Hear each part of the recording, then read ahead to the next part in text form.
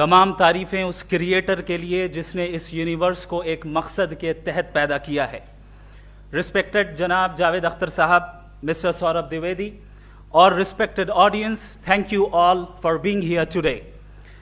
आज की डिबेट में चूंकि हम बात करने वाले हैं डज गॉड एग्जिस्ट के टॉपिक पर, तो ये एक ऐसा टॉपिक है जिसके मुताल्लिक कोई भी डिसीजन लेने के लिए अलग अलग स्टैंडर्ड्स हो सकते हैं। लिहाजा डिबेट के शुरू में ये ज़रूरी है कि हम ये जान लें कि आज के इस टॉपिक में कौन सा स्टैंडर्ड सही होगा और कौन सा गलत होगा। सबसे पहला स्टैंडर्ड जिसे मैं समझता हूं कि हमारे रिस्पेक्टेड जनाब जावेद अख्तर साहब बड़ी तेजी के साथ उसकी तरफ लपकेंगे, वो है साइंस। जबकि साइंस दर हकीकत खुदा के एग्जिस्टेंस को डायरेक्टली साबित करने या उसके एग्जिस्टेंस को डिनाई करने के लिए स्टैंडर्ड नहीं बन सकती। और उसकी वजह क्या है, ये मैं नहीं कह रहा, ये वो लोग कह रहे हैं जो साइंस के एक्सपर्ट्स हैं। नेशनल एकेडमी ऑफ साइंस कहती है science doesn't have the processes to prove और disprove the existence of God. Why? क्योंकि साइंस का ताल्लुक एम्पेरिकल एविडेंस से है और एम्पेरिकल एविडेंसेस का ताल्लुक हमारे नेचुरल और फिजिकल वर्ल्ड से है, जबकि गॉड नॉन फिजिकल और सुपर नेचुरल रियलिटी है।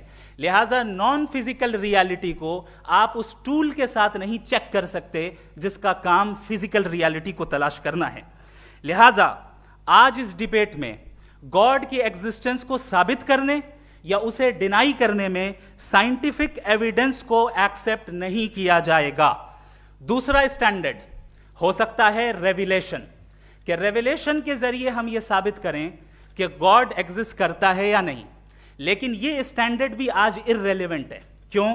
क्योंकि रेविलेशन मेरे नजदीक सोर्स ऑफ नॉलेज है, वैलिड सोर्स ऑफ नॉलेज है, लेकिन हमारे जावेद अख्तर साहब के नजदीक ये वैलिड सोर्स ऑफ नॉलेज नहीं है। लिहाजा आज की डिबेट में मैं एक भी एविडेंस किसी भी मजहबी स्क्रिप्चर से नहीं दूंगा ताकि जावेद अख्तर साहब के लिए वो अनएक्सेप्टेबल ना हो। तीसरा जो मेयार हो सकता है वो है ऑब्जर्वेशन, कि भाई कोई कहे कि हमें खुदा दिखाओ, अगर है तो दिखाओ, या ये कि खुदा के एग्जिस्टेंस पर एम्पेरिकल एविडेंस दो, तो ये है दर हकीकत गलत टूल का इस्तेमाल करना। ये ऐसा ही है कि जावेद साहब मुझसे ये मुतालबा करें कि मुफ्ती साहब आप मेटल डिटेक्टर के जरिए प्लास्टिक डिटेक्ट करके दिखाएं। अब चूंकि प्लास्टिक डिटेक्ट नहीं हो पा रही है लिहाजा plastic does not exist. No, you are using the wrong tool. इस टूल से प्लास्टिक को डिटेक्ट नहीं किया जाता। लिहाजा मैं समझता हूं कि गॉड के एग्जिस्टेंस पर एम्पेरिकल एविडेंस का मुतालबा करना एक बचकाना मुतालबा है और हमारे रिस्पेक्टेड जनाब जावेद अख्तर साहब इस स्टेज से अब बहुत आगे निकल चुके हैं। अब बचता है एक ही स्टैंडर्ड, और वो स्टैंडर्ड है अक्ल, लॉजिक, रीजनिंग। और यही वो स्टैंडर्ड है जिसके तहत गॉड की एग्जिस्टेंस को साबित किया जाएगा या गॉड की एग्जिस्टेंस को डिनाई किया जाएगा। लेकिन चूंकि ये बहुत इंपॉर्टेंट और सेंसिटिव टॉपिक है, इसलिए लॉजिकल आर्ग्यूमेंट भी ऐसा होना चाहिए जो डेफिनेटिव हो, इनडेफिनेटिव ना हो, जो 2 और 2 4 की तरह बिल्कुल वाजे हो, जिसे लॉजिकली रिजेक्ट करना पॉसिबल नहीं हो। फॉर एग्जाम्पल हम कहें हमारे रिस्पेक्टेड मिस्टर सौरभ साहब ये एक इंसान है और तमाम इंसान कॉन्शियस बीइंग है, लिहाजा नतीजा क्या निकला, हमारे सौरभ साहब भी कॉन्शियस बीइंग है। क्या ये इनडेफिनेट आर्ग्यूमेंट है या डेफिनेट आर्ग्यूमेंट है? ये डेफिनेट आर्ग्यूमेंट है। ये 2 और 2 की तरह वाजे है, इसमें किसी तरह जो है लॉजिकली इसको रिजेक्ट नहीं किया जा सकता। तो अगर आज हमारे जावेद अख्तर साहब ऐसी कोई अकली दलील और लॉजिकल एविडेंस दें खुदा के ना होने पर जो डेफिनेट भी हो, तो मैं ये ऐलान करता हूं कि यकीनन मैं उस एविडेंस को कबूल करूंगा और उस पर गौर करूंगा। लेकिन साथ में यह भी ऐलान कर देता हूं प्रेडिक्शन के तौर पर कि ऐसा कोई डेफिनेट आर्ग्यूमेंट कोई नहीं पेश कर सकता। दलील हम देंगे और डेफिनेटिव दलील देंगे, लॉजिकल दलील देंगे, ऐसी दलील देंगे जो एंटायर एथिस्टिक वर्ल्ड उसे रेफ्यूट नहीं कर सकती। चलें अब हम एक एग्जाम्पल सोचते हैं, एक सिनेरियो, सिंपल सिनेरियो, तमाम ऑडियंस से गुजारिश है, हम और आप एक आइसोलेटेड आइलैंड पर हैं, ऐसा आइलैंड जहां पे हमसे पहले कोई कभी नहीं गया। चलते चलते आपके सामने अचानक आपने देखा एक पिंक कलर की बॉल पड़ी हुई है, सबसे पहला सवाल आपके जहन में क्या आएगा कि ये बॉल यहां क्यों आई, कैसे आई, ये पिंक कलर की ही क्यों है, कोई और कलर भी हो सकता था, ये इसी शेप में क्यों है, कोई और शेप भी हो सकता था। नेचुरली आप इस तरफ पहुंचेंगे कि कोई ना कोई है जिसने इन स्पेसिफिक प्रॉपर्टीज के साथ इस बॉल को बनाया है और यहां पे रखा है। चूंकि आप जानते हैं कि ये जो बॉल है इसका एग्जिस्ट करना जरूरी नहीं है, ये एग्जिस्ट कर भी सकती थी, नहीं भी कर सकती थी, और एग्जिस्ट करना ही था तो किसी और फॉर्म में करती, किसी और कलर में करती। अब आप इस बॉल को एक्सपैंड करते चले जाएं, एक्सपैंड करते चले जाएं, एक्सपैंड करते चले जाएं, यहां तक कि ये बॉल यूनिवर्स के साइज की हो जाए। बताइए कि क्या साइज के बढ़ जाने से सवाल बदल जाएगा? हरगिज नहीं बदलेगा। अभी भी सवाल रहेगा ये यूनिवर्स कहां से आया, इन स्पेसिफिक प्रॉपर्टीज के साथ कहां से आया, क्यों आया, किसने बनाया, यह सवाल उस वक्त भी वैलिड रहेगा। लेकिन यह सवाल अगर हम जनाब जावेद अख्तर साहब से करें तो चूंकि इनका वर्ल्ड व्यू एथिस्टिक है, और सिर्फ इनका नहीं, मतलब जितने भी एथिस्ट हैं और एथिस्टिक वर्ल्ड व्यू को रखने वाले से अगर आप ये सवाल करें कि ये यूनिवर्स कहां से आया, तो इनका जवाब या तो आर्ग्यूमेंट फ्रॉम इग्नोरेंस होगा या डॉगमेटिक होगा। या तो ये कहेंगे कि मुझे नहीं पता कि ये कहां से आया, लिहाजा गॉड डज नॉट एग्जिस्ट, ये आर्ग्यूमेंट फ्रॉम इग्नोरेंस है, या ये कहेंगे कि ये यूनिवर्स खुद ब खुद बन गया। इसका मतलब ये है कि उस बॉल को भी खुद ब खुद बन जाना चाहिए, लेकिन बॉल के ताल्लुक से ये एक्सप्लेनेशन एक्सेप्ट नहीं की जाएगी कि ये खुद ब खुद बन गई, लेकिन यूनिवर्स के ताल्लुक से कर दिया जाएगा। इसे हम दूसरे अल्फाज में डॉगमा भी कह सकते हैं। दूसरी चीज, हमारे जावेद अख्तर साहब जरूर गॉड ऑफ गैप्स की मिसाल भी जरूर देंगे, और मिसाल देंगे कि पहले जमाने में बिजलियां कड़कती थी तो लोगों ने किसी एक खुदा की तरफ, और बारिश होती थी तो दूसरे खुदा की तरफ मंसूब कर दिया, उनके पास दलील नहीं थी। यह हमारा वर्ल्ड व्यू है ही नहीं, यह हमारा वर्ल्ड व्यू है ही नहीं, क्योंकि नेचुरल फेनोमेना के प्रोसेस की इंटरप्रिटेशन को जान लेने से यह कहां से साबित हो गया कि गॉड एग्जिस्ट नहीं करता है। इस पर मैं इंशाअल्लाह अभी आगे बात करूंगा। आप हजरात ये भी देखेंगे, और मैं ये एक्सपेक्ट करता हूं कि हमारे रिस्पेक्टेड जनाब जावेद अख्तर साहब जरूर इमोशनल आर्ग्यूमेंट्स भी देंगे, जो कि एक लॉजिकल फेलेसी है जब बात आती है ट्रुथ को डिसाइड करने में। क्यों? मिसाल के तौर पर वो कहेंगे कि अगर गॉड है तो ईविल क्यों एग्जिस्ट करता है, जबकि मैं कहता हूं ईविल का एग्जिस्ट करना गॉड के एग्जिस्ट करने की दलील है, उसके खिलाफ नहीं है। चूंकि अगर गॉड है तो हम सब उसके सामने अकाउंटेबल हैं, और अगर हम अकाउंटेबल हैं तो अकाउंटेबिलिटी के लिए ईविल का मौजूद होना जरूरी है, उसके बगैर हम अकाउंटेबल नहीं हो सकते। और अगर हम अकाउंटेबल नहीं हैं तो हम जनाब जावेद अख्तर साहब से पूछेंगे कि आप बताएं कि फिर सफरिंग इस दुनिया में क्यों है? अगर खुदा नहीं है तो सफरिंग क्यों है? और उन लोगों के जज्बे का क्या जिनके अंदर सफरिंग के बाद इंतकाम लेने का जज्बा पाया जाता है और वो इस दुनिया से ऐसे ही चले गए, क्या उनकी सारी तकलीफें बेकार चली जाएंगी? अब आ जाएं उसी एग्जाम्पल की तरफ कि बॉल, मुझसे अगर कोई पूछे इस बॉल को किसने बनाया और या इस एक्सपेंडेड बॉल को किसने बनाया, मैं कहूंगा कि चूंकि ये यूनिवर्स और इस यूनिवर्स की तमाम चीजें कॉन्टिंजेंट हैं। कॉन्टिंजेंट होने का मतलब ये होता है कि जो अपने एग्जिस्टेंस पे किसी के ऊपर डिपेंड करती हो, तो जाहिर है ये यूनिवर्स कॉन्टिंजेंट है। और अगर कोई चीज कॉन्टिंजेंट नहीं है तो मैं रिक्वेस्ट करूंगा कि मुझे दिखा दें कि कौन सी चीज यूनिवर्स में कॉन्टिंजेंट नहीं है, हम भी जरा गौर कर लें और हम भी देख लें। और जब कॉन्टिंजेंट चीजें मौजूद हैं तो फिलोसोफर्स की इस्तिलाह के मुताबिक, हम उस टर्मिनोलॉजी के मुताबिक हम उस जगह तक पहुंचते हैं और उस हस्ती तक पहुंचते हैं जिसे नेसेसरी बीइंग कहा जाता है, कि ये वो नेसेसरी बीइंग है जिसका मौजूद ना होना नामुमकिन हो। क्योंकि अगर ये मौजूद ना हो तो सारी चीजें एग्जिस्टेंस में आएंगी ही नहीं, और ये सारी कॉन्टिंजेंट चीजें उसी के ऊपर डिपेंड करती हैं। अब अगर आप ये सवाल करते हैं कि फिर उस हस्ती को किसने बनाया, फिर उसका कॉज क्या है, फिर उसका कॉज क्या है, फिर उसका कॉज क्या है, और एंडलेसली चले जाएं, इसे हम कहते हैं इन्फिनिट रिग्रेस ऑफ कॉजेज, जो कि लॉजिकल फेलेसी है। कॉन्सेप्चुअली इन्फिनिटी पॉसिबल है। मिसाल के तौर पे न्यूमेरिकल्स 1 2 3 गिनते चले जाएं, इन्फिनिट नंबर्स हैं। मैं कॉन्सेप्चुअली बात नहीं कर रहा, प्रैक्टिकली रियलिटी में साबित करके दिखाएं कि infinite regress of causes possible हैं या नहीं। अगर पॉसिबल हैं तो हम मान लेंगे, मिसाल दे दें, और पॉसिबल नहीं है तो एक ही ऑप्शन बचता है जिसे हम कहते हैं नेसेसरी बीइंग। ऐसी नेसेसरी बीइंग जो इंडिपेंडेंट है, क्योंकि अगर वो डिपेंडेंट हुई तो वो नेसेसरी नहीं रहेगी। ऐसी इंडिपेंडेंट बीइंग जो इटर्नल है, अगर वो इटर्नल नहीं होगी, उसकी बिगिनिंग होगी तो वो खुद कॉन्टिंजेंट है। ऐसी बीइंग जो पावरफुल है, क्योंकि कॉन्टिंजेंट को एक्चुअलाइज करने के लिए पावर चाहिए। ऐसी बीइंग जो इंटेलिजेंट है और नॉलेजेबल है, क्योंकि ये यूनिवर्स स्पेसिफिक फॉर्म और स्पेसिफिक लॉज ऑफ नेचर के तहत प्रिसाइजली चल रहा है। Thank you. थैंक यू मुफ्ती साहब। मैं इन दलीलों के बाद जावेद अख्तर साहब से गुजारिश करूंगा, आप बैठ के बोलना चाहेंगे या बाहर? जी।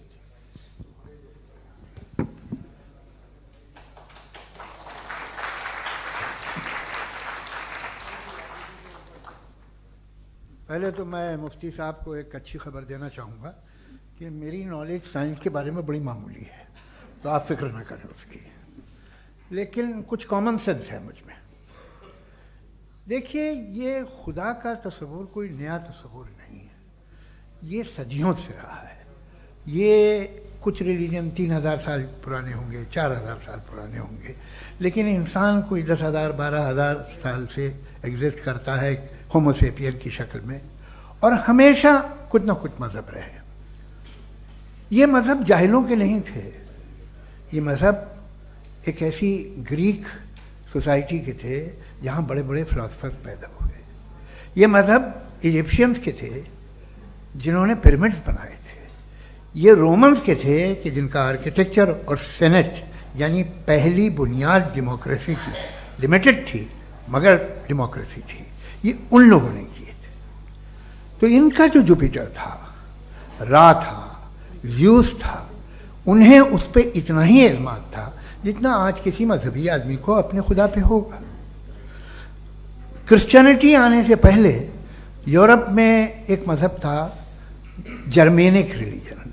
उसका एक खुदा था, उसकी एक बीवी थी, उसके 2 बेटे थे, एक बेटी थी। फिर जर्मनी में जब यूरोप में क्रिश्चियनिटी आई तो वो खुदा, उसकी बीवी और पूरे ख़ानदान चला गया।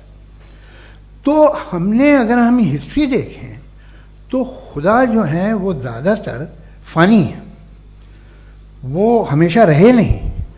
और वो जो लोग इन्हें मानते थे उनको आप कहें वो तो जाहिल थे, उन्हें तो कुछ पता ही नहीं था, ऐसा नहीं है। वो अपने वक्त में बड़े काबिल लोग थे और अपने वक्त में उन्होंने बड़े बड़े काम किए हैं, फिलोसफर्स थे, साइंटिस्ट थे, लेकिन उनका मज़हब कहाँ गया, उनके खुदा कहाँ गए? आज जो खुदा हैं दुनिया में लोग उन्हें मानते हैं। आपको क्या मालूम कि कितने बरसों के बाद क्या होने वाला है? हम यूरोप में देखते हैं तो चर्च खाली हैं। तो वक्त के साथ चीज़ें बदलती हैं। जहाँ तक इसका ताल्लुक़ है मज़हबों का, हर मज़हब आपसे एक चीज़ मांगता है, फेथ। ये फेथ क्या चीज़ होती है? What is the difference between faith and belief? ये तो बहुत ही अहमखाना बात होगी कि कोई आदमी कहे साहब अगर खुदा है तो मुझे दिखाइए। ये तो जाहिलाना बात हुई। मैंने तो नॉर्थ पोल नहीं देखा है, मगर मैं मानता हूँ कि नॉर्थ पोल है। मैं क्यों मानता हूँ? इसलिए कि अगर ये दुनिया राउंड है तो उसका कोई टॉप होगा। कुछ लोग हैं जो वहाँ गए भी हैं, कॉमन सेंस कहता है कि ऐसा होगा, सबूत है, गवाह है, रीज़न है। तो ये मेरा फेथ नहीं है। तो फेथ में और बिलीफ में डिफरेंस क्या है? जो मजहब मांगता है आपसे, हर मजहब फेथ मांगता है।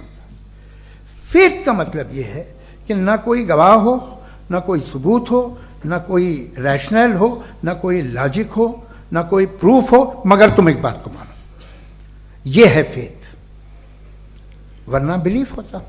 अगर इसमें कुछ भी सबूत होते, गवाह होते, तो फिर इसे आप बिलीफ कहते। जैसे मेरा बिलीफ है कि नॉर्थ पोल है, मेरा फेथ थोड़ी है। फेथ इन तमाम शर्तों को रद्द करता है। तो फिर स्टुपिडिटी क्या है? अगर मैं एक बात ऐसी मानूं जिसकी ना कोई लॉजिक है, ना कोई रैशनल है, ना कोई प्रूफ है, ना कोई गवाह है, ना कोई सबूत है, और मैं उसे मानूं, तो ये स्टुपिडिटी हुई। इसे ही भाई कल को मैं यकीन कर लूं कि एलॉन मस्क जो है मेरा भाई है, तो मुझे इंतहाई खुशी होगी, सुकून भी बहुत मिलेगा मुझे। लेकिन और कहे भाई क्यों मानते हो, क्या सबूत है? भाई वो तो अमेरिकन है और तुम तो इंडियन हो, वो तो नस्ल अलग है, तुम्हें कभी मिले भी नहीं। साहब देखिए मेरा फेथ है, इस पर बात न किया। फेथ का मतलब ही यह है कि आप प्रूव नहीं कर सकते। अगर आप प्रूव कर सकते हो तो फेथ की जरूरत ही नहीं, फिर तो आप बात करेंगे, आप कितनी बहस कर लीजिए। अल्टीमेटली दुनिया का हर मजहब फेथ पे टिका है, और फेथ का मतलब है एक ऐसा यकीन जिसका कोई सबूत, कोई गवाह, कोई रैशनल नहीं। अब आप ये कहें, क्या आप ये क्यों कह रहे हैं कि साहब ये कायनात किसने बनाई? कमाल ये है कि आपने बताया कि एक आइलैंड पे गए और एक बॉल देखी। आपने ये नहीं कहा कि आइलैंड किसने बनाया, आपको सिर्फ बॉल पे हैरत हुई। हमने आइलैंड पे हमने हैरत नहीं की, होते हैं आइलैंड। इसी तरह ये आइलैंड है, सितारे, ये गैलेक्सीज, ये सब आइलैंड हैं, खला में। हम उन्हें टेकन फॉर ग्रांटेड लेते हैं, हम पूछते नहीं किसने बनाए। आपने जजीरे के बारे में भी नहीं पूछा है। मेरी पैदाइश कैसे हुई? क्या मैं प्लान्ड पैदा हुआ था?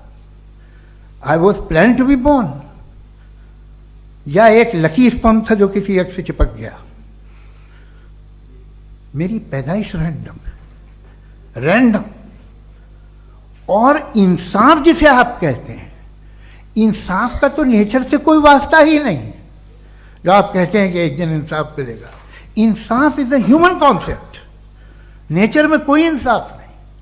अगर शेर हिरन को खा जाता है तो उसे कोई सजा नहीं मिलती। अगर एक आंधी आती है और हरे भरे पेड़ों को उखाड़ के फेंक देती है तो आंधियों की जेल नहीं होती है। नेचर में इंसाफ नहीं, इसलिए मुझे नेचर को इंसाफ की जरूरत भी नहीं। नेचर तमाम एक है। अब हम कहें कि साहब ये देखिए जो मैंने खाना खाया था, ये मेरी आंख तो नहीं यूं कर दिया उसे, तो इसे सजा मिलनी नहीं, वो सिस्टम है, ऐसे ही चल रहा है। नेचर बगैर इंसाफ के है।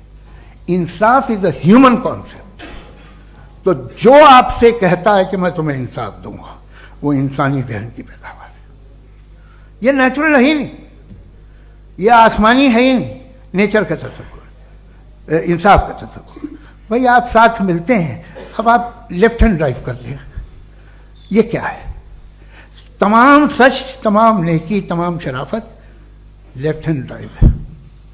वरना क्या होगा, या तो आप क्रॉस कर देंगे, आपका एक्सीडेंट हो जाएगा, या आप किसी को मार देंगे, या ट्रैफिक जैम हो जाएगा। झूठ, बेईमानी, रिश्वतखोरी, ये तमाम जो है driving on the wrong side है। इसके ऊपर कुछ नहीं। ये तो हमने बनाया, जैसे हमने लेफ्ट हैंड ड्राइव बनाई है। ये कॉन्सेप्ट ऑफ इंसाफ जो है ये हमारा है, इसका नेचर से कोई वास्ता नहीं। शेर खा जाता है हिरन को, उसे जेल होती है क्या? कुछ भी नहीं, है ही नहीं। तो ये जो दुनिया के रिलीजन प्रॉमिस करते हैं आपसे इंसाफ, इसी से मालूम होता है कि ये मैन मेड है। ये तसव्वुर कहीं और का है ही नहीं। जो नेचर है, कुछ लोग कहते हैं नेचर ही खुदा है, तो नेचर में तो इंसाफ नहीं कहीं। और आप वादा कर रहे हैं कि तुम्हें मरने के बाद इंसाफ मिलेगा। मुझे अगर मिलेगा तो मैं बहुत खुश होऊंगा, लेकिन मैं यकीन नहीं कर पाता हूं, इसलिए कि मैं फेथ नहीं पैदा कर सकता। The very fact that religions demand faith, इसका मतलब है कि उनके पास जस्टिफिकेशन नहीं है। अच्छा था, फिर रिलीजन अगर मॉडरेशन में है, कोई सा भी नहीं, वो आप में कुछ खूबियां भी पैदा करता होगा। देखिए उससे ये फ़ायदा है, वो फ़ायदा है। अल्कोहल जो है वो ज़्यादातर दवाओं में यूज़ होती है, और एक सर्वे किया गया था अमेरिका में कि लॉन्जिटिविटी किन लोगों की है। तो एक तरफ वो लोग थे जो शराब पीते ही नहीं थे, और एक तरफ वो थे जो एक बोतल शराब रोज पीते थे। सबसे ज़्यादा लंबी उम्र की है जो 2 पैक नाप के शराब पीते हैं और खाना खाते हैं। मगर हम शराब को बुरा समझते हैं, मैं भी बुरा समझता हूँ। क्यों? ऐसा होता नहीं। कुछ चीज़ों में आदत होती है जो बढ़ती है। आज तक में एक आदमी दूध पीता है, आप 10 साल बाद भी मिलेंगे तो एक ही गिलास पीता होगा। ऐसा नहीं होता, सुबह से दूध पीता रहता है। मिल्कोहलिक मैंने नहीं देखे, अल्कोहलिक होते हैं। ये टेंडेंसी है मजहब की कि वो बढ़ता है, जैसे कैंसर बढ़ता है, जैसे शराब बढ़ती है। कुछ लोग होंगे जो उसे सही तरह से यूज़ करते हैं। मुझे यकीन है कि हमारे मुफ्ती साहब भी उनमें से एक हैं, इनसे बहुत खुशी हुई मुझे इनसे मिलकर। लेकिन कितने लोग हैं कि आज आप देखते हैं दुनिया में जो तबाहियाँ हैं, इनमें कितना हाथ है उन लोगों का जो बिलीवर कहते था मजहब ये नहीं कहता, ना कहता होगा, मगर जब ये मजहब पीते हैं तो ऐसे बिहेव करते हैं। थोड़ा सा अगर हो तो शायद बहुत अच्छी बात, लेकिन शराब थोड़ी सी नहीं रहती, उसमें टेंडेंसी है पहले। थोड़ा सा अगर 2-3 कैंसर के सेल हो ना बॉडी में तो आदमी सिम रहेगा, लेकिन वो 2-3 सेल नहीं रहते, वो मल्टीप्लाई होते हैं। जावेद साहब टाइम पूरा हो गया। टाइम हो गया तो बस बात खत्म हो गई। अच्छा, मुझे कुछ और कहने को था भी नहीं। जी, मैं पहले जवाबी दौर के लिए इनवाइट कर रहा हूं मुफ्ती साहब को। Your rebuttal round 1, you have 7 minutes.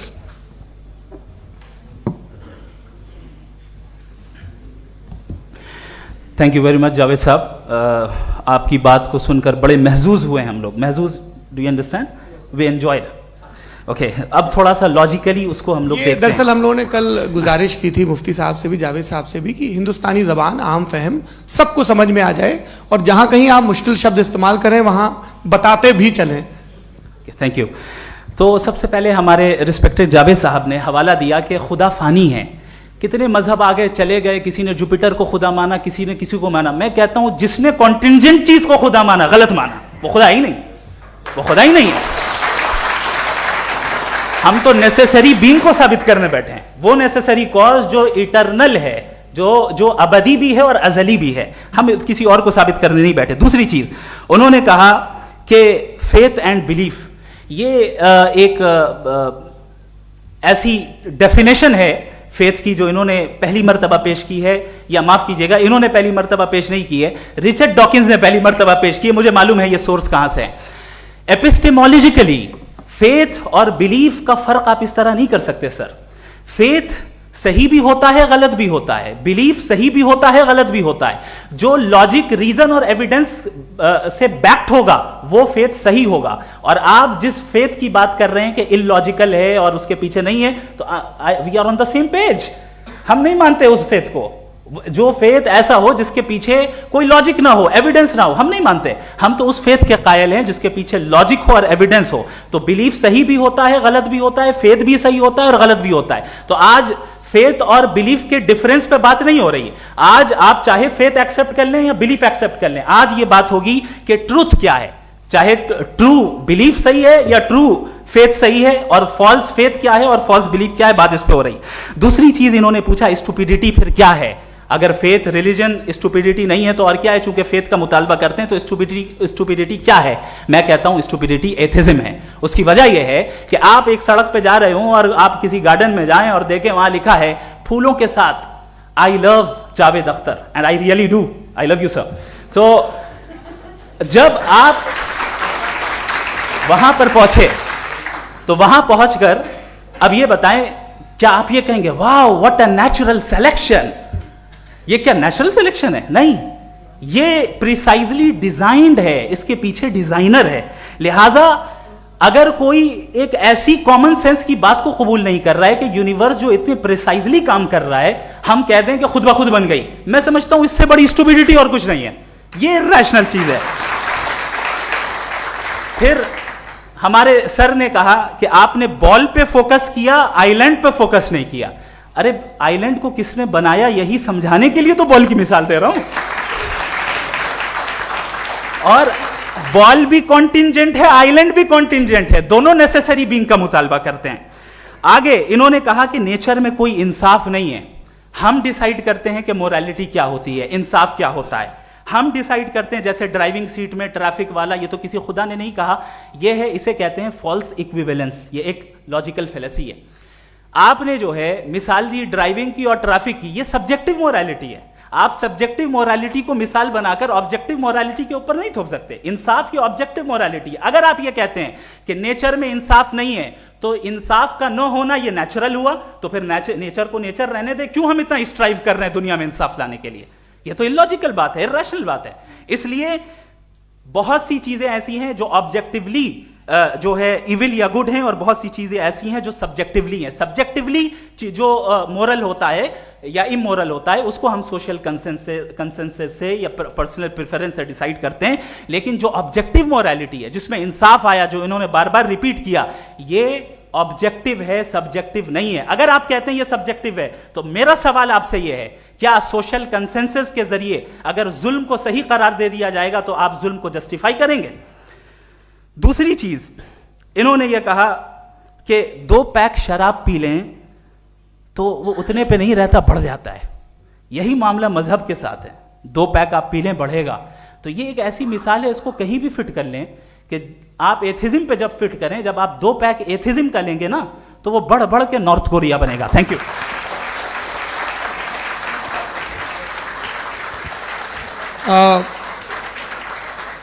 First round की रिबटल के लिए मैं जावेद साहब को इनवाइट कर रहा हूं। आपके पास 7 मिनट का वक्त है, रीसेट कर दीजिएगा प्लीज।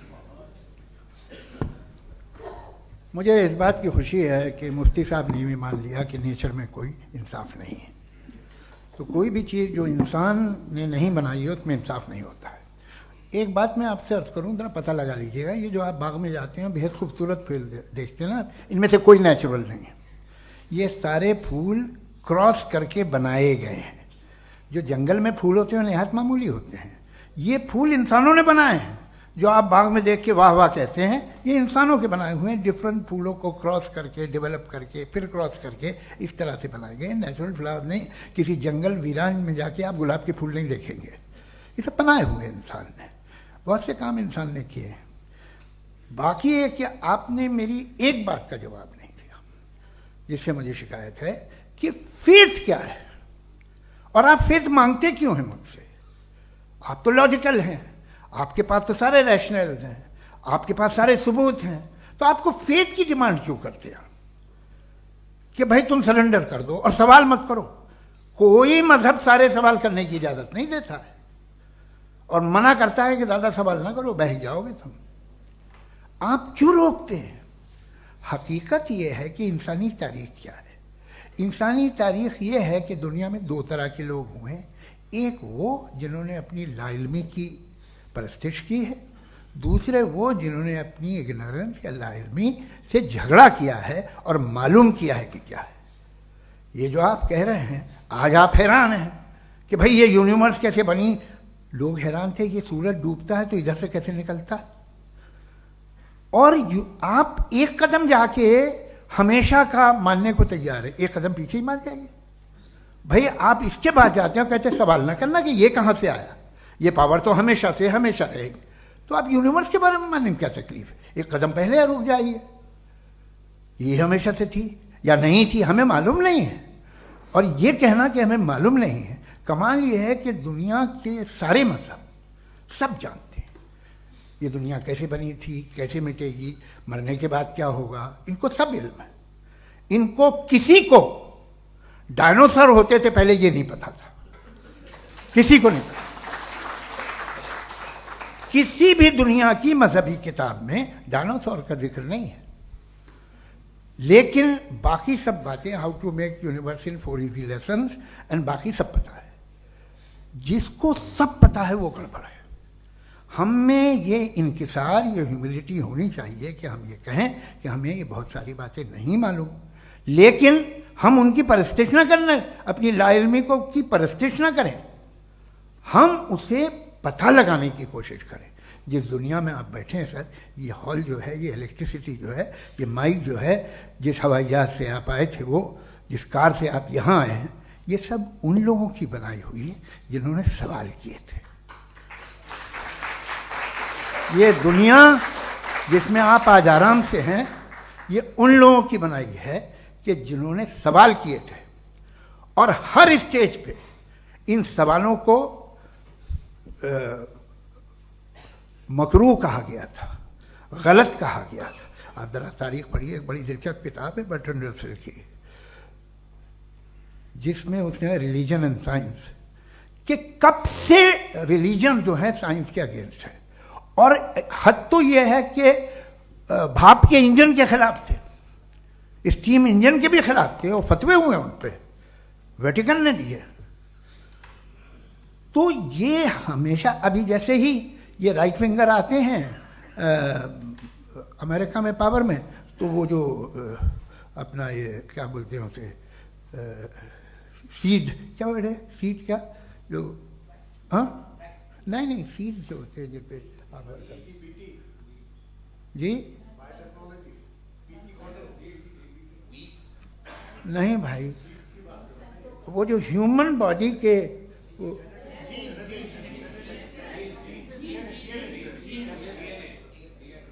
उस पर रिसर्च बंद हो जाती है, रिपब्लिकन नहीं करने देते। अरे भाई इतना डर क्या है तुम्हें? एक ज़माने में बहुत नाराज थे ये सारे मजहबी लोग कि ये इंसान तो इंसान बनाने की कोशिश कर रहा है। आपको क्या तकलीफ भाई, बना ले तो बना लेने दो, ये खौफ क्या है? और ये सब आज जो आप कह रहे हैं नामुमकिन है, ये कैसे हुआ? मुझे एक किस्सा याद आता है। जब मैं छठी क्लास में था तो मैं मैथमेटिक्स में बहुत वीक था, तो एक टीचर रख दिया गया, उसने 1 2 3 4 5 6 7 को सिखा दिया मुझे। वो दिन मैं भूल नहीं सकता हूँ मुफ्ती साहब, जिस दिन उसने ये बताया कि 1/2 क्या होता है और 3/4 क्या होता है, मुझे ऐसा लगा कि मेरा सर बीच से फट जाएगा। ये आदमी कह रहा है कि जो दीवार के अंदर जाओ वॉक करते हुए। आज हंसता हूँ मैं इस बात पे। तो आज जो बातें आपके जहन से बिल्कुल परे हैं और आप हैरान होते हो उन्हें देख के, एक वक्त आएगा कि मामूली लगेंगे। और हुआ है, आपकी इंसानी तारीख ही है। इतनी जल्दी सारे फैसले आप मत कर लीजिए, थोड़ा ये ह्यूमिलिटी रखिए कि भाई ये हमें नहीं मालूम। ये कहने में क्या आ रहा है? ये यूनिवर्स कहाँ तक फैली, ये कब से है और कब तक रहेगी, हमें नहीं मालूम। आपने फैसला कर लिया कब बनी। ये आपके हिसाब से कोई 14 बिलियन ईयर बनी जो समझा जाता है। उससे पहले हजारों करोड़ों अरबों साल तक खुदा बैठा क्या कर रहा था? खामोश बैठा था, ऐसी जमाइयाँ ले रहा था। फिर उसे आइडिया आया, यार एक काम करते, वक्त अच्छा गुजर जाएगा, यूनिवर्स पर आपसे सोचिए। वो तो हमेशा से है ना, मगर यूनिवर्स हमेशा से नहीं है, ये तो बनाई गई है। और उससे पहले क्या था, इनका क्या काम था? कैसी बात है, ये बड़ा आसान है। जो बात हमें आज धीरे धीरे पता चली है, बरसों 2000 और 2500 साल पहले आपको किसी ने बता दिया कि क्या था, आप मान गए, और तब से वही मान रहे हैं जो 2500 साल पहले कहा गया था। सब कुछ बदल गया है, सॉल्व हो रही हैं चीज़ें। अभी साइंस बिल्कुल दावा नहीं करती, या कोई फिलोसफर ये दावा नहीं करता कि हमें सब मालूम, बल्कि वो कहता है कि हमें जितना मालूम होता है उससे ये मालूम होता है कि हमें कितना कम मालूम। तो हम अपनी जहालत से लड़ें, उसकी परस्तिश न करें। जी, टाइम है। Thank you so much. मैं तर्कों की श्रृंखला में राउंड 2 के लिए मुफ्ती साहब को आमंत्रित कर रहा हूँ। आपके पास एक बार फिर से 7 मिनट का वक्त है। शुक्रिया। जनाब जावेद अख्तर साहब कई मर्तबा दोहरा रहे हैं कि फेथ का मतलब बताइए, फेथ का मतलब बताइए। मैंने बता दिया, फेथ सही भी होता है, गलत भी होता है। और आज हम फेथ पे बात नहीं कर रहे, हम ट्रुथ और डज गॉड एग्जिस्ट पे बात कर रहे हैं। क्या डज गॉड एग्जिस्ट, ये ट्रुथ यानी गॉड है या नहीं है, इसमें से दोनों ट्रुथ क्या है। अब आप उसे फेथ कह लें, बिलीफ कह लें, नॉट माई बिजनेस। उसके बाद आपने कहा कि भाई सवाल करने से मजहब रोकता है। मैं कहता हूं जो रोकता है वो रोकता होगा, मैं नहीं रोकता, बल्कि सवाल करें, सवाल करना चाहिए। सवाल कर करके तो हम आगे बढ़ते हैं, तरक्की करते हैं, और इसीलिए मैं आज यहां पे आया हूं। लेकिन सवाल सिर्फ खुदा से नहीं होगा, आपसे भी होगा। सवाल एथिज्म से भी होगा, सवाल सिर्फ मजहब से नहीं होगा, सबसे होगा। और आज मैं सवाल करूंगा और उम्मीद है कि आप जवाब देंगे। अभी तक आपने वैसे कॉन्टिंजेंसी आर्ग्यूमेंट का कोई जवाब नहीं दिया। चलें, आपने कहा यूनिवर्स के बारे में इटर्नल क्यों नहीं बोल देते। ये चूंकि लॉजिकली पॉसिबल ही नहीं है कि यूनिवर्स इटर्नल हो। यूनिवर्स एक कॉन्टिंजेंट चीज है जो टाइम एंड स्पेस के पाबंद है, टाइम एंड स्पेस से बाउंड है। जो टाइम एंड स्पेस से बाउंड होगा वो कॉन्टिंजेंट होगा, जो कॉन्टिंजेंट होगा वो उसकी बिगिनिंग हुई होगी, जिसकी बिगिनिंग हुई होगी वो इटर्नल नहीं हो सकता। ये तो कॉमन सी बात है। आपने कहा कि किसी मजहबी किताब में डायनासोर का जिक्र नहीं है। अफसोस कि आज तक किसी मैथमेटिक्स के किताब में मुझे डायनासोर का जिक्र नहीं मिला। तो इसका मतलब मैथमेटिक्स की किताब बेकार है? नहीं, उसका वो टॉपिक नहीं है। रेवलेशन का और मजहबी किताबों का टॉपिक ये नहीं है कि आपको आके बताए साइकिल कैसे बनाते हैं, या आकर ये बताएं कि जो है डायनासोर कब था। वो तो मोरालिटी सिखाने आया है, गॉड के बारे में बताने आया, नॉन फिजिकल रियलिटी की हकीकत को सिखाने के लिए आया। रिलीजियन साइंस को रोकता है? नहीं रोकता। अगर रोकता है तो गलत करता है। रिलीजियन साइंटिज्म को रोकता है, जिसमें हमारे जावेद साहब मुब्तला है। साइंस और साइंटिज्म में फर्क है। साइंटिज्म यह है कि आप समझें कि साइंस और साइंटिफिक मेथोडोलॉजी ये नॉलेज को हासिल करने का वाहिद सोर्स ऑफ नॉलेज है। यह है साइंटिज्म। हम इसे रिजेक्ट करते हैं। हम साइंस को तो तरक्की करते हैं, भाई आप हमारी पूरी तारीख कर लें, पढ़ लें तो आपको पता चल जाएगा। बहरहाल ये अलग टॉपिक है। उसके बाद इन्होंने एक लफ्ज कहा, वेटिकन ने फतवा दिया। वेटिकन का फतवे से कोई ताल्लुक नहीं है, दोनों कॉन्ट्राडिक्टरी अल्फाज हैं। उसके बाद उन्होंने कहा कि भाई हमें नहीं मालूम। अगर नहीं मालूम तो क्लियरली कह देना कि नहीं मालूम है, इसमें क्या हर्ज है? तो वही तो मैं कह रहा हूं ना कि आप कह दें कि नहीं मालूम, लेकिन क्लेम क्यों कर रहे हैं कि गॉड एग्जिस्ट नहीं कर रहा है? आप कह दें नहीं मालूम है, हो सकता है हो सकता ना हो, लेकिन आप क्लेम कर रहे हैं। The moment you say God does not exist, this is a claim, and now the burden of proof is upon you too, जैसे हमारे ऊपर है। और क्यों है मैं बताता हूं, क्यों है ये भी मैं बताता हूं। फिलोसॉफिकली जो क्लेम होता है ना, सिर्फ ये नहीं होता कि इंसान कहे पॉजिटिव क्लेम करे और नेगेटिव क्लेम करे तो बर्डन ऑफ प्रूफ नहीं है। आप मिसाल के तौर पे मैं कहूं कि फुला उस कमरे में कोई नहीं है, मैंने एक नॉलेज का क्लेम किया है। उस कमरे में कोई नहीं है, मैंने एक नॉलेज का क्लेम किया। या तो मैं कहूं मुझे नहीं पता, हो भी सकता है नहीं भी हो सकता है, this is not a claim. लेकिन जब मैं कह रहा हूं कि वहां कोई नहीं है, या मैं कह रहा हूं वहां कोई है, दोनों क्लेम है और दोनों के ऊपर बर्डन ऑफ प्रूफ है। हमारे ऊपर भी बर्डन ऑफ प्रूफ है, मैंने कंटिजेंसी आर्ग्यूमेंट दिया, इसे तोड़कर दिखाइए। आखिरी चीज, इन्होंने कहा कि खुदा दुनिया बनाने से पहले 150 साल पहले या करोड़ों साल पहले क्या कर रहा था। अरे हजरत, चलें बहरहाल मैं जवाब दे देता हूं। आप हमारे रिस्पेक्टेड पर्सनालिटी हैं, अगर आप नहीं होते तो मैं ऐसे एंटरटेन ही नहीं करता। टाइम, ये 100 साल पहले या 100 साल बाद, पहले बाद में अभी, ये वो अल्फाज हैं जिनका ताल्लुक टाइम से है। टाइम शुरू ही हुआ है यूनिवर्स की बिगिनिंग के बाद, तो उसके पहले खुदा क्या कर रहा था? सवाल इलॉजिकल है, ये फेलेसी है। यानी आप ये कह रहे हैं कि यूनिवर्स के बनने से पहले खुदा क्या कर रहा था? टाइम के बनने से पहले, पहले का ताल्लुक टाइम से, टाइम उस वक्त था ही नहीं, तो ये सवाल ही इनवैलिड है खुदा के ताल्लुक से। दूसरी चीज, आर्ग्यूमेंट ऑफ कंटिजेंसी जो मैंने आपके सामने पेश की है, आपने बार बार ये प्रूफ किया और ये कह रहे हैं कि गॉड ऑफ गैप्स। देखिए पहले नहीं मालूम था, साइंस ने कर दिया। सिंपल्स की मिसाल से मैं समझा देता हूं। जिस गैप्स की आप बात कर रहे हैं ना, साइंस उन गैप्स को जिन चीज के जरिए भी प्रूव करेगा वो कॉन्टिजेंट ही होगा। अब चाहे वो फोर्स हो, मैटर हो या एनर्जी हो। लिहाजा सवाल हमारा उस वक्त भी वैलिड होगा जब तक कि आप नेसेसरी बीइंग पे ना आ जाएं। और इन्फिनिट रिगरेस पॉसिबल नहीं है of causes in practical world, तो जाहिर है कहीं रुकना पड़ेगा, जहां रुकेंगे वही खुदा है। दूसरी चीज, आपने ये कहा, क्या कह रहा था मैं, किस पॉइंट को?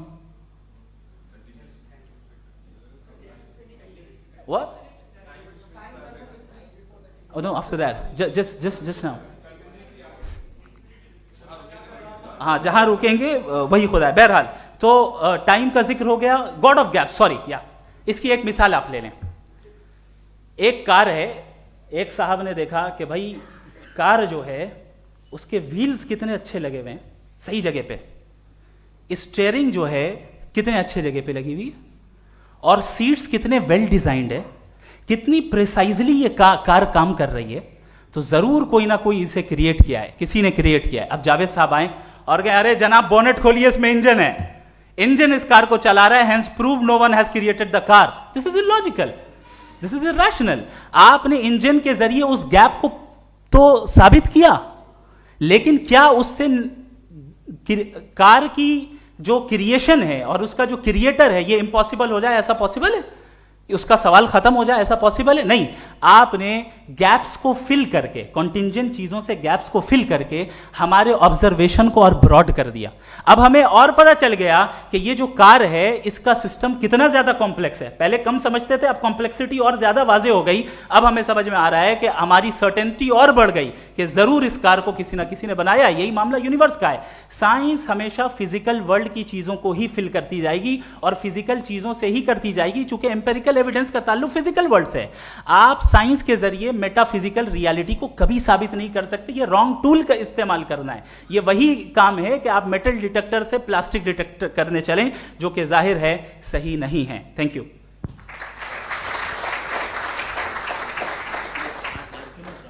जी, ये आर्ग्यूमेंट का राउंड 2 है। हाँ। 7 मिनट है। पहले तो मैं आपसे अर्ज करूं कि आपने कहा कि जब कायनात ही नहीं थी तो वक्त भी नहीं था, कुछ भी नहीं था। कैसे नहीं था? खुदा था। एक एग्जिस्टेंस तो था ना खुदा का। तो जब खुदा था तो वक्त भी होगा। ऐसा नहीं कि कुछ भी नहीं था, खुदा था। अच्छा, बाकी एक आपने कहा साहब आप साबित कीजिए, आपके पास भी लॉजिक है या मेरे पास भी लॉजिक है। आप मेरा जिम्मेदारी नहीं है साबित करना कि खुदा है। बर्टन रसल ने बड़ी अच्छी बात कही।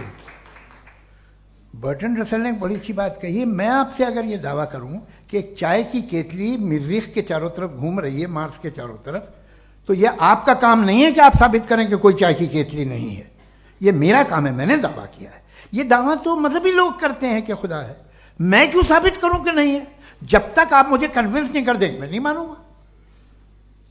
आपकी जिम्मेदारी है, मेरी जिम्मेदारी नहीं है। दोयम ये कि ये जो आप कह रहे हैं, जो गैप्स हैं, ये गैप जब जब किसी मजहब को चैलेंज करते हैं, जब ऐसा कोई बात आती है तो हंगामा हो जाता है कि जब वो चैलेंज करें किसी फेथ को। ये तमाम साइंस जो है इसे मुख्तलिफ जगहों पे मुख्तलिफ वक्तों में मजहब ने रोकने की कोशिश की है। ये किताब है religion and science, Burton Russell की, पढ़िएगा, अच्छी लगेगी आपको। तारीख ही है साइंस, मजहब की साइंस से उसका यही रिश्ता है। अच्छा, अब ये हम सोचें कि बहरहाल ये वजूद जो है मजहब और ये बिलीव इन गॉड इंसान को बेहतर बना देता है। तो एक काम कीजिए, हिंदुस्तान वर्ल्ड का नक्शा लीजिए और मार्क कीजिए कि रिलीजन कहाँ कहाँ ज़्यादा है, कहाँ कहाँ, चाहे वो लैटिन अमेरिका हो या मिडल ईस्ट हो या फार ईस्ट हो या हिंदुस्तान के वो इलाके जहाँ मजहबियत ज़्यादा है। रख दीजिए नक्शा अलग। अब दूसरा नक्शा कि कहाँ कहाँ नाइंसाफ़ी, रिप्रेशन, औरतों के हुकूक की पामाली, जुल्म, डिक्टेटरशिप कहाँ है। नक्शा एक ही होगा। तो आप मुझे बताएं कि जो इसका तरकीब इस्तेमाल क्या है। खुदा का तरकीब इस्तेमाल तो बताइए। आप छोटी सी दवा सड़क पे बेचते हैं, उसकी भी तरकीब इस्तेमाल बताते हैं। इसके इस्तेमाल से तो फायदा नहीं हुआ किसी को। जो सारे के सारे खराब मुल्क हैं, खराब समाज है, वो सारे जुल्म खुदा के नाम पे करते हैं। वो गलत करते हैं, सही करते हैं, मुझे क्या लेना देना उससे। इस्तेमाल से मालूम होता ना। एक विस्की की बोतल कभी शायद देखी हो आपने, लाल रंग की होती है, उस पर रोशनी और छपड़ा इंतहाई खूबसूरत लगती है, क्या बिगाड़ रही है किसी का। उसका इस्तेमाल गलत है, इसलिए आप उसे नापसंद करते हैं। इसका इस्तेमाल गलत है, इस तसव्वुर का इस्तेमाल ही गलत है और हमेशा से गलत हुआ है। आप देख लीजिए, इंसानी तारीख देख लीजिए, आज देख लीजिए, हिंदुस्तान देखिए, दुनिया देख लीजिए, क्या हो रहा है। इसे कैसे इस्तेमाल कर रहे हैं। फेथ वाले लोग क्या फेयर हैं, जस्ट हैं, जो अपने खुदाओं पे यकीन रखते हैं, वो किस तरह के लोग हैं। वो लोगों को इंसाफ देते हैं, वो बेहतर इंसान बने। तो इस दवा का फ़ायदा क्या है। चलो बहुत फ़ायदा हो रहा तो मैं इस्तेमाल कर लूँगा, मैं मुझे तो इस दवा का कोई फ़ायदा दिखता ही नहीं। मुझे तो ऐसा लगता, मैं एक और बात बताऊं, अगर कोई आदमी मजहबी है और अच्छा आदमी है तो मैं उसकी बहुत इज्जत करता हूँ, इसलिए कि मेरा ख्याल है मजहबी आदमी का अच्छा होना मुझसे अच्छा होने से ज़्यादा मुश्किल है। भाई हर चीज़ की एक लिमिट है। आप इतना भाग सकते हैं, इतना नहीं भाग सकते, इतना वजन उठा सकते, इतना नहीं उठा सकते, इतना दूर देख सकते हैं, इतना दूर नहीं देख सकते। उसी तरह कॉमन सेंस कहता है कि आप में नेकी का भी एक कोटा होगा। अब आप अगर सुबह जाते हैं अपनी इबादत गाह और इबादत करते हैं तो बाहर निकलते हैं तो आप तो यही महसूस करते हैं कि आपने एक बहुत अच्छा काम किया, आपकी नेकी का एक बहुत बड़ा कोटा खर्च हो गया जिससे किसी का कोई फ़ायदा नहीं हो। मैं तो नहीं जाता हूँ, तो मुझे तो किसी को खाना खिलाना पड़ेगा, किसी बेवा की मदद करनी पड़ेगी। मैं अपना कोटा कैसे कंज्यूम करूँ? आप अपना कोटा सारे मजहबी लोग इंतहाई यूजलेस कामों में यूज करते हैं। उसके बाद भी अगर आप में बच्ची है थोड़ी सी शराफत, तो भाई वाह, क्या बात है।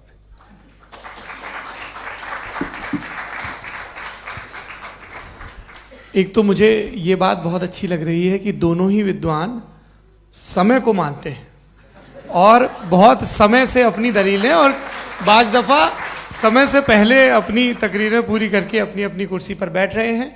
ये इस आर्ग्यूमेंट का राउंड 2 पूरा हुआ। अब रिबटल का राउंड 2 है और उसके बाद क्रॉस एग्जामिनेशन होगा। नहीं, आपका आर्ग्यूमेंट हो गया सर। हमारे यहाँ स्कूल के सिलेबस में पंच परमेश्वर कहानी पढ़ाई जाती है, प्रेमचंद जी की लिखी हुई। आप निश्चिंत रहिए, आपके कोई राउंड में मिस नहीं होने दूंगा। रिबटल का राउंड 2, मुफ्ती शमाइल नदवी साहब।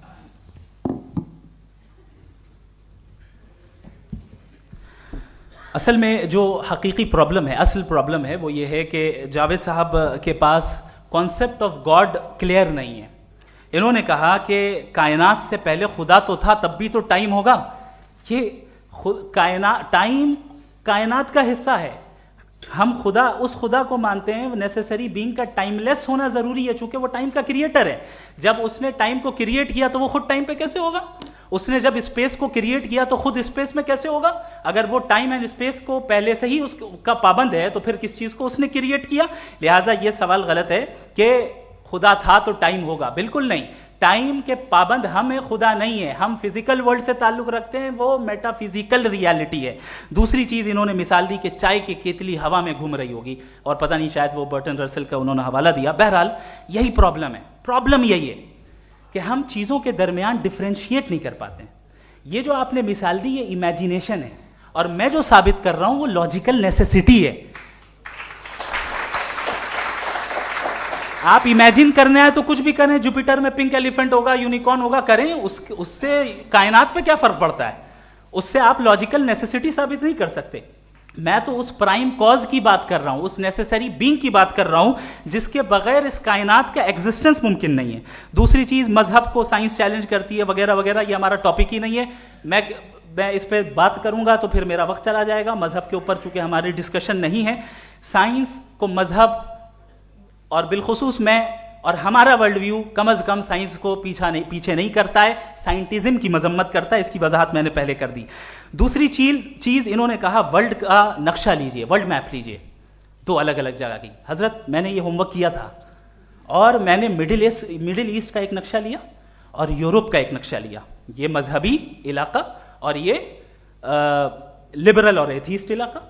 मुझे पता चला कि सबसे ज्यादा रेप केसेस जो हैं वहां पर है।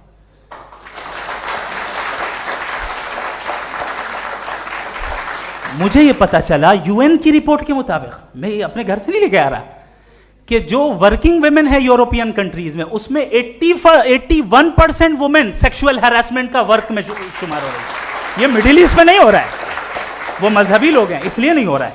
दूसरी चीज, आपने ये कहा कि मजहबी आदमी का अच्छा होना हमारे अच्छे होने से बहुत मुश्किल है, बहुत मुश्किल है। तो इसका मतलब यह है कि गॉड के अलावा आपके पास अच्छे और बुरे का कोई स्टैंडर्ड है। मैं चाहूंगा कि कन्वर्सेशनल स्टाइल वाली डिस्कशन और सेगमेंट पे इसी पे बात कर लेते हैं। Thank you very much.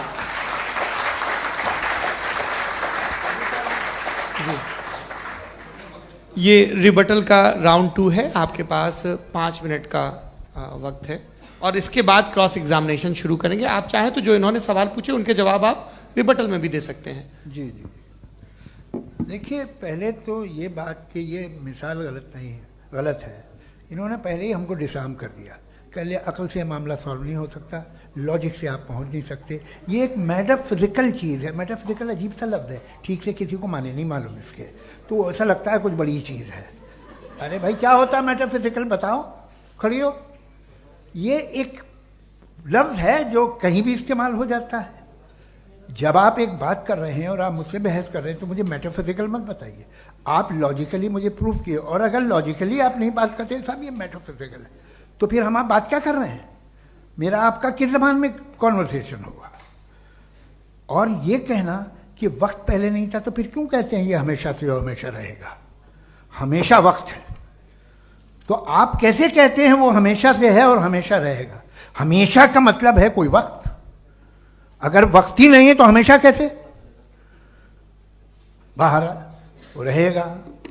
अब मैं ये देखता हूँ, आपने कहा ना कि वहाँ रेप ज़्यादा होते हैं, तो हम एक बात देखते हैं कि ये दुनिया जिस पे वो कादर मुतलक है, जिसकी मर्जी के बगैर पत्ता भी नहीं हिलता, ओमनीपोटेंट है, ये दुनिया चल कैसे रही है?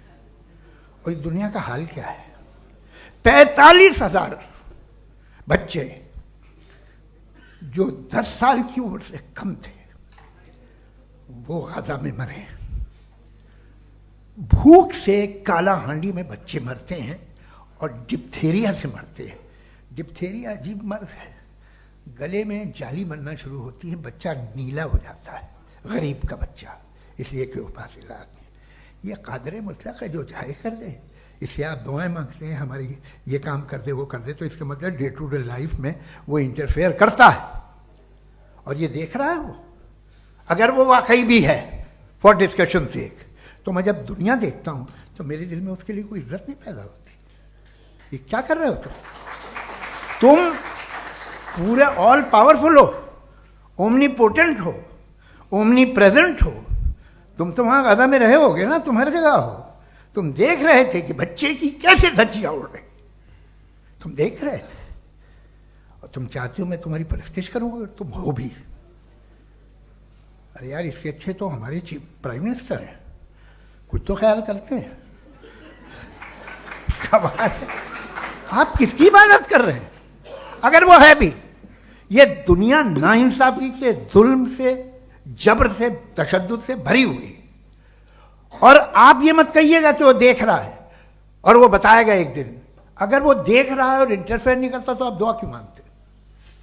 आप कहते हैं मेरा ये काम करा दे, इसके मतलब है वो दखल दे सकता है, वो आपको नौकरी दिलवा सकता है, भले दूसरे आदमी को न मिले, मगर आपका काम कर देगा चूंकि आपने दुआ मांगी है।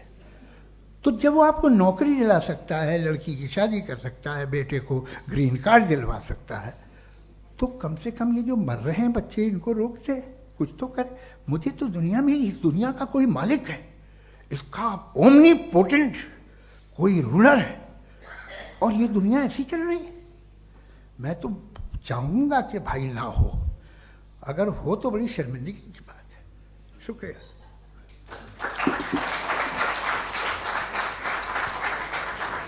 देवियों और सज्जनों, इस बहस के 2 राउंड और 2 रिबटल पूरे हो चुके हैं। अब सबसे ज़रूरी और सबसे मुश्किल राउंड शुरू हो रहा है, क्रॉस एग्जामिनेशन का। अब इन विद्वानों की सज्जनता की एक परख भी होगी और वक्त हमने 16 मिनट का तय किया है। पहला सवाल आप पूछना चाहेंगे? जी बिल्कुल। पहले बोले भी आपके आप माइक ले लीजिएगा हाथ में, ये नीचे से ऑन जी। मैं बोलता हूँ, ये डायस हटा सकते हैं क्या हम थोड़ा क्विकली? डायस पीछे कर दीजिए बस थोड़ा सा, है ताकि ये जो दाएं बाएं लोग बैठे हैं, इसे हटा दीजिए। अब हम वहाँ तो जाने वाले नहीं, आराम से आराम से दोनों तरफ से हटा दीजिए।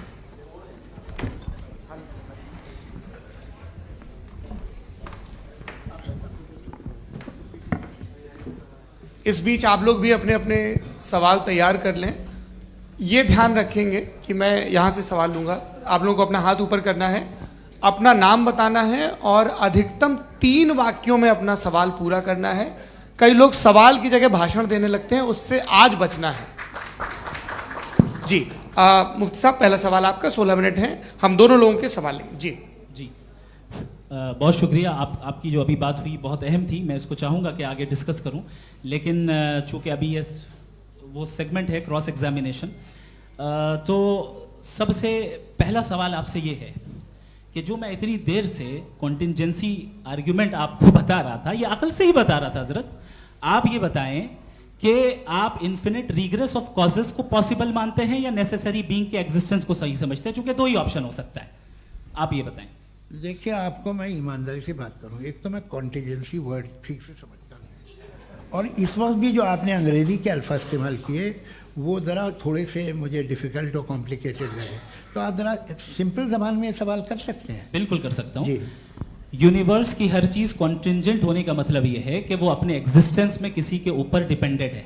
जो भी चीज डिपेंडेड होगी वो चीज इंडिपेंडेंट नहीं हो सकती, तो उसका कोई ना कोई कॉज होगा। तो अब आप क्या समझते हैं कि ये इन्फिनिट रीग्रेस है, यानी कॉज पर कॉज, कॉज पर कॉज, कॉज पर कॉज, और कभी कोई यानी ये एंडलेसली चलता रहा? क्योंकि अगर ऐसा होगा तो हम तो एग्जिस्टेंस में आते ही नहीं। लॉजिकली ये मुत्तफक अलैह चीज है, मुत्तफक अलैह, अग्रीड अपॉन। इस पे हमने एग्री किया था कि मुश्किल शब्द आएगा तो अर्थ बताना पड़ेगा। तो इन्फिनिट रीग्रेस तो पॉसिबल नहीं है, तो कहीं ना कहीं आपको रुकना पड़ेगा ऐसे नेसेसरी बीइंग पर। नहीं, कोई जरूरत नहीं रुकने की। किसने कहा आप रुकना पड़ेगा? आप रुकते हैं खुदा पे, आप नहीं रुकते। आप कहते हैं वो हमेशा से, जब उस वक्त से जब वक्त नहीं था। आप कहाँ रुकते हैं कि अब हुआ था वो? आप नहीं कहते। हम क्यों नहीं मान सकते कि यूनिवर्स जो है और बल्कि मल्टीवर्सेस जो है वो हमेशा से हैं, वो बनती है, बिगड़ती है। एक हमारे यहाँ एक चीज़ है ब्लैक होल, वो समेट लेता है वापस, फिर ब्लास्ट होता है, फिर फैल जाता है। और इसमें हमारी तो खैर कोई औकात ही नहीं है इंसान की। एक छोटे से ज़र्रे पे हम 50-60 साल की उम्र रखते हैं, जो करोड़ों अरबों साल की कायनात है उसमें, और पैदा भी नहायत ही बेहुदा वजह से हुए थे। तो इसमें ये सोचना कि इसकी वजूहात और ये क्यों है, ये डिपेंडेंट है, ये हम देख रहे हैं। क्या मालूम? आप सोचिए कि ये जो फैल रही है कायनात, ये कहाँ फैल रही है, ये कहाँ जा रही है, और ये फैल क्यों रही है? अरे बना ली थी तुमने, रुको भैया, काफ़ी है। ये फैल क्यों रही है? ये और कौन सी कायनात जिसे मैं दूरबीन से देखता हूँ तो 2 बिलियन लाइट ईयर पे है, उससे मेरा कोई वास्ता ही नहीं है। 2 बिलियन ईयर यानी अगर मैं 80,000 माइल्स पर सेकेंड से चलूं तो 20 करोड़ साल में वहां पहुंच जाऊंगा। इसकी जरूरत क्या थी? ये दुनिया, ये कायनात तो इंसान अशरफुल मखलूकात के लिए बनाई गई ना। तो ये सब ये टर्म समझ में नहीं आया, इसमें कोई खास समझने वाली बात थी भी नहीं। ये जो अल्टीमेट कहा यह जाता है कि ये जो पूरी यूनिवर्स है, ये जो दुनिया है, ये इंसान के लिए बनाई गई। अच्छा, ये सब इंसान के लिए। क्यों साहब, सही है ना? बिल्कुल, लेकिन इसका ये मतलब नहीं कि किसी चीज के पीछे रीजन आपको नहीं पता तो रीजन नहीं है। इसे कहते हैं नहीं, मुझे नहीं पता, लेकिन मेरी जिम्मेदारी नहीं है। वो बिल्कुल सही कहा था उसने, बर्टन रसल ने। आपने उसे मजाक में टाल दिया कि भाई आप एक दावा कर रहे हैं, मैं क्यों कहूं कि ये गलत है दावा? आप प्रूफ कीजिए, मेरे पे जिम्मेदारी ही नहीं है, मैंने थोड़ी कहा है। आप प्रूफ कीजिए कि ये सही है। आप आर्ग्यूमेंट ऑफ कंटिंजेंसी का जवाब ही नहीं दे रहे हैं। पूछना चाहेंगे? आप सवाल पूछना चाहेंगे मुफ्ती साहब से? क्योंकि ये क्रॉस एग्जामिनेशन का दौर है। आप जैसे पहले बोल रहे थे फेथ को लेकर कुछ, मैं ये पूछना चाहूँगा कि खुदा ने जो भी रेवलेशन किए हैं, एक मज़हब के लिए बहुत से मज़हबों में किए हैं, अलग अलग रेवलेशन है। कहीं कुछ एक बातें हैं, कॉन्ट्रडिक्शन भी है आपस में, कहीं कुछ आप कर सकते हैं, कहीं कुछ नहीं कर सकते। ऐसा नहीं है कि सबकी कोड ऑफ मॉरल एक है। तो ये किस्सा क्या है? अब आप ये देखिए कि मुझे कभी कभी लगता है कि जो फुटबॉल फाइनल होता है, लाखों लोग होते हैं, फिर वो टीवी कवर कर, करोड़ों लोग, अगर उसमें खुदा की एक बूमिंग आवाज़ आ जाती, मैं गॉड हूँ, तो सारे लोग अभी सुन लेते और टीवी पे भी सुन लेते, किस्सा खत्म होता। ये इतनी राजदारी क्या है कि तुम सामने कुछ तो सबूत दे दो हमें सॉलिड। ये कह साहब ये यूनिवर्स कैसे बनी, इससे मसला क्या हल होगा? मैं पूछूंगा आपसे खुदा कैसे बना? क्यों नहीं पूछूंगा कैसे बना? बल्कि वो तो कायनात से कहीं ज़्यादा इंटेलिजेंट है, कायनात से कहीं ज़्यादा कॉम्प्लेक्स। जी वो हमेशा से है। आप कहेंगे मैं मान लूँगा। अच्छा, दोयम वो कादिर मुखलक, यानी कादिर मुखलक का मतलब ओमनीपोटेंट, वो जो चाहे कर सकता है। आपको नौकरी दिलवा सकता है, आपकी अच्छी जगह शादी करवा सकता है, आपके पड़ोसी का मुकदमा हरवा सकता है, आपको जिता सकता है, सब काम करता है। थोड़ा सा माइक क्लोज। वो इस दुनिया को चला कैसे रहा है? ये दुनिया कैसे चल रही है? आपको इस पर हैरत नहीं होती? या क़यामत के बाद कभी एक जस्टिस होगा, जब ये बच्चा मर चुका होगा, जिसकी धज्जियाँ उड़ गई बम से, इसको इंसाफ मिलेगा तब? अच्छा, अब जवाब दूं? हाँ जी जी। मैं इसीलिए आप की तरफ सबसे पहले आपने रेवलेशन और स्क्रिप्चर्स की बात की, इस पे मैं बात कर सकता हूं लेकिन आज नहीं करूंगा चूंकि वक्त कम है, कभी और इस पे डिस्कस करेंगे। मैं तैयार हूं उस पे भी बात करने के लिए। ये अभी से राउंड 2 की भूमिका तय हो रही है। Does God exist round 2? चूंकि आज गॉड के एग्जिस्टेंस पे बात है तो मैं उसी के रिलेटेड जो है आपके सवालात को एंटरटेन भी करूंगा और मैं भी पूछूंगा। आपने कहा कि आपने साबित ही नहीं किया, जबकि आर्ग्यूमेंट ऑफ कॉन्टिंजेंसी बुनियादी आर्ग्यूमेंट है। आप मुझे कॉन्टिंजेंसी का मतलब बताइए, आपका मतलब क्या है कॉन्टिंजेंसी? कॉन्टिंजेंसी का मतलब यह हुआ कि हर वो वजूद जो किसी भी चीज का पाबंद है, हर वो वजूद या हर वो चीज जो अपने एग्जिस्टेंस में किसी भी चीज के पाबंद है और उससे बाउंड है, उसको उसकी जरूरत है, उस पर डिपेंड करती है, तो जाहिर सी बात है कि उसका कोई ना कोई कॉज होता है। ये तो अक्ल की बात है। ये आप रीजनिंग की बात करते हैं, मैं वही कर रहा हूं। दूसरी चीज आपने ये बात कही कि इतने बिलियन लाइट ईयर्स दूर है, उसका मेरा क्या लेना देना। फिर मेरे ख्याल से आपको ये नहीं कहना चाहिए I think therefore I am an atheist. आपको सोचना चाहिए, सिर्फ आप एक लिमिटेड दायरे में रहकर नहीं सोचें बल्कि बाहर निकलकर सोचें। आपने तीसरा सवाल किया, आपने 2-3 सवाल एक साथ। ऐसी बातें ना कीजिए, कुछ लोगों को इतराज हो जाएगा आप पे कि आप कुछ भी सोचिए। ये इजाजत आपको है नहीं, मुझे है।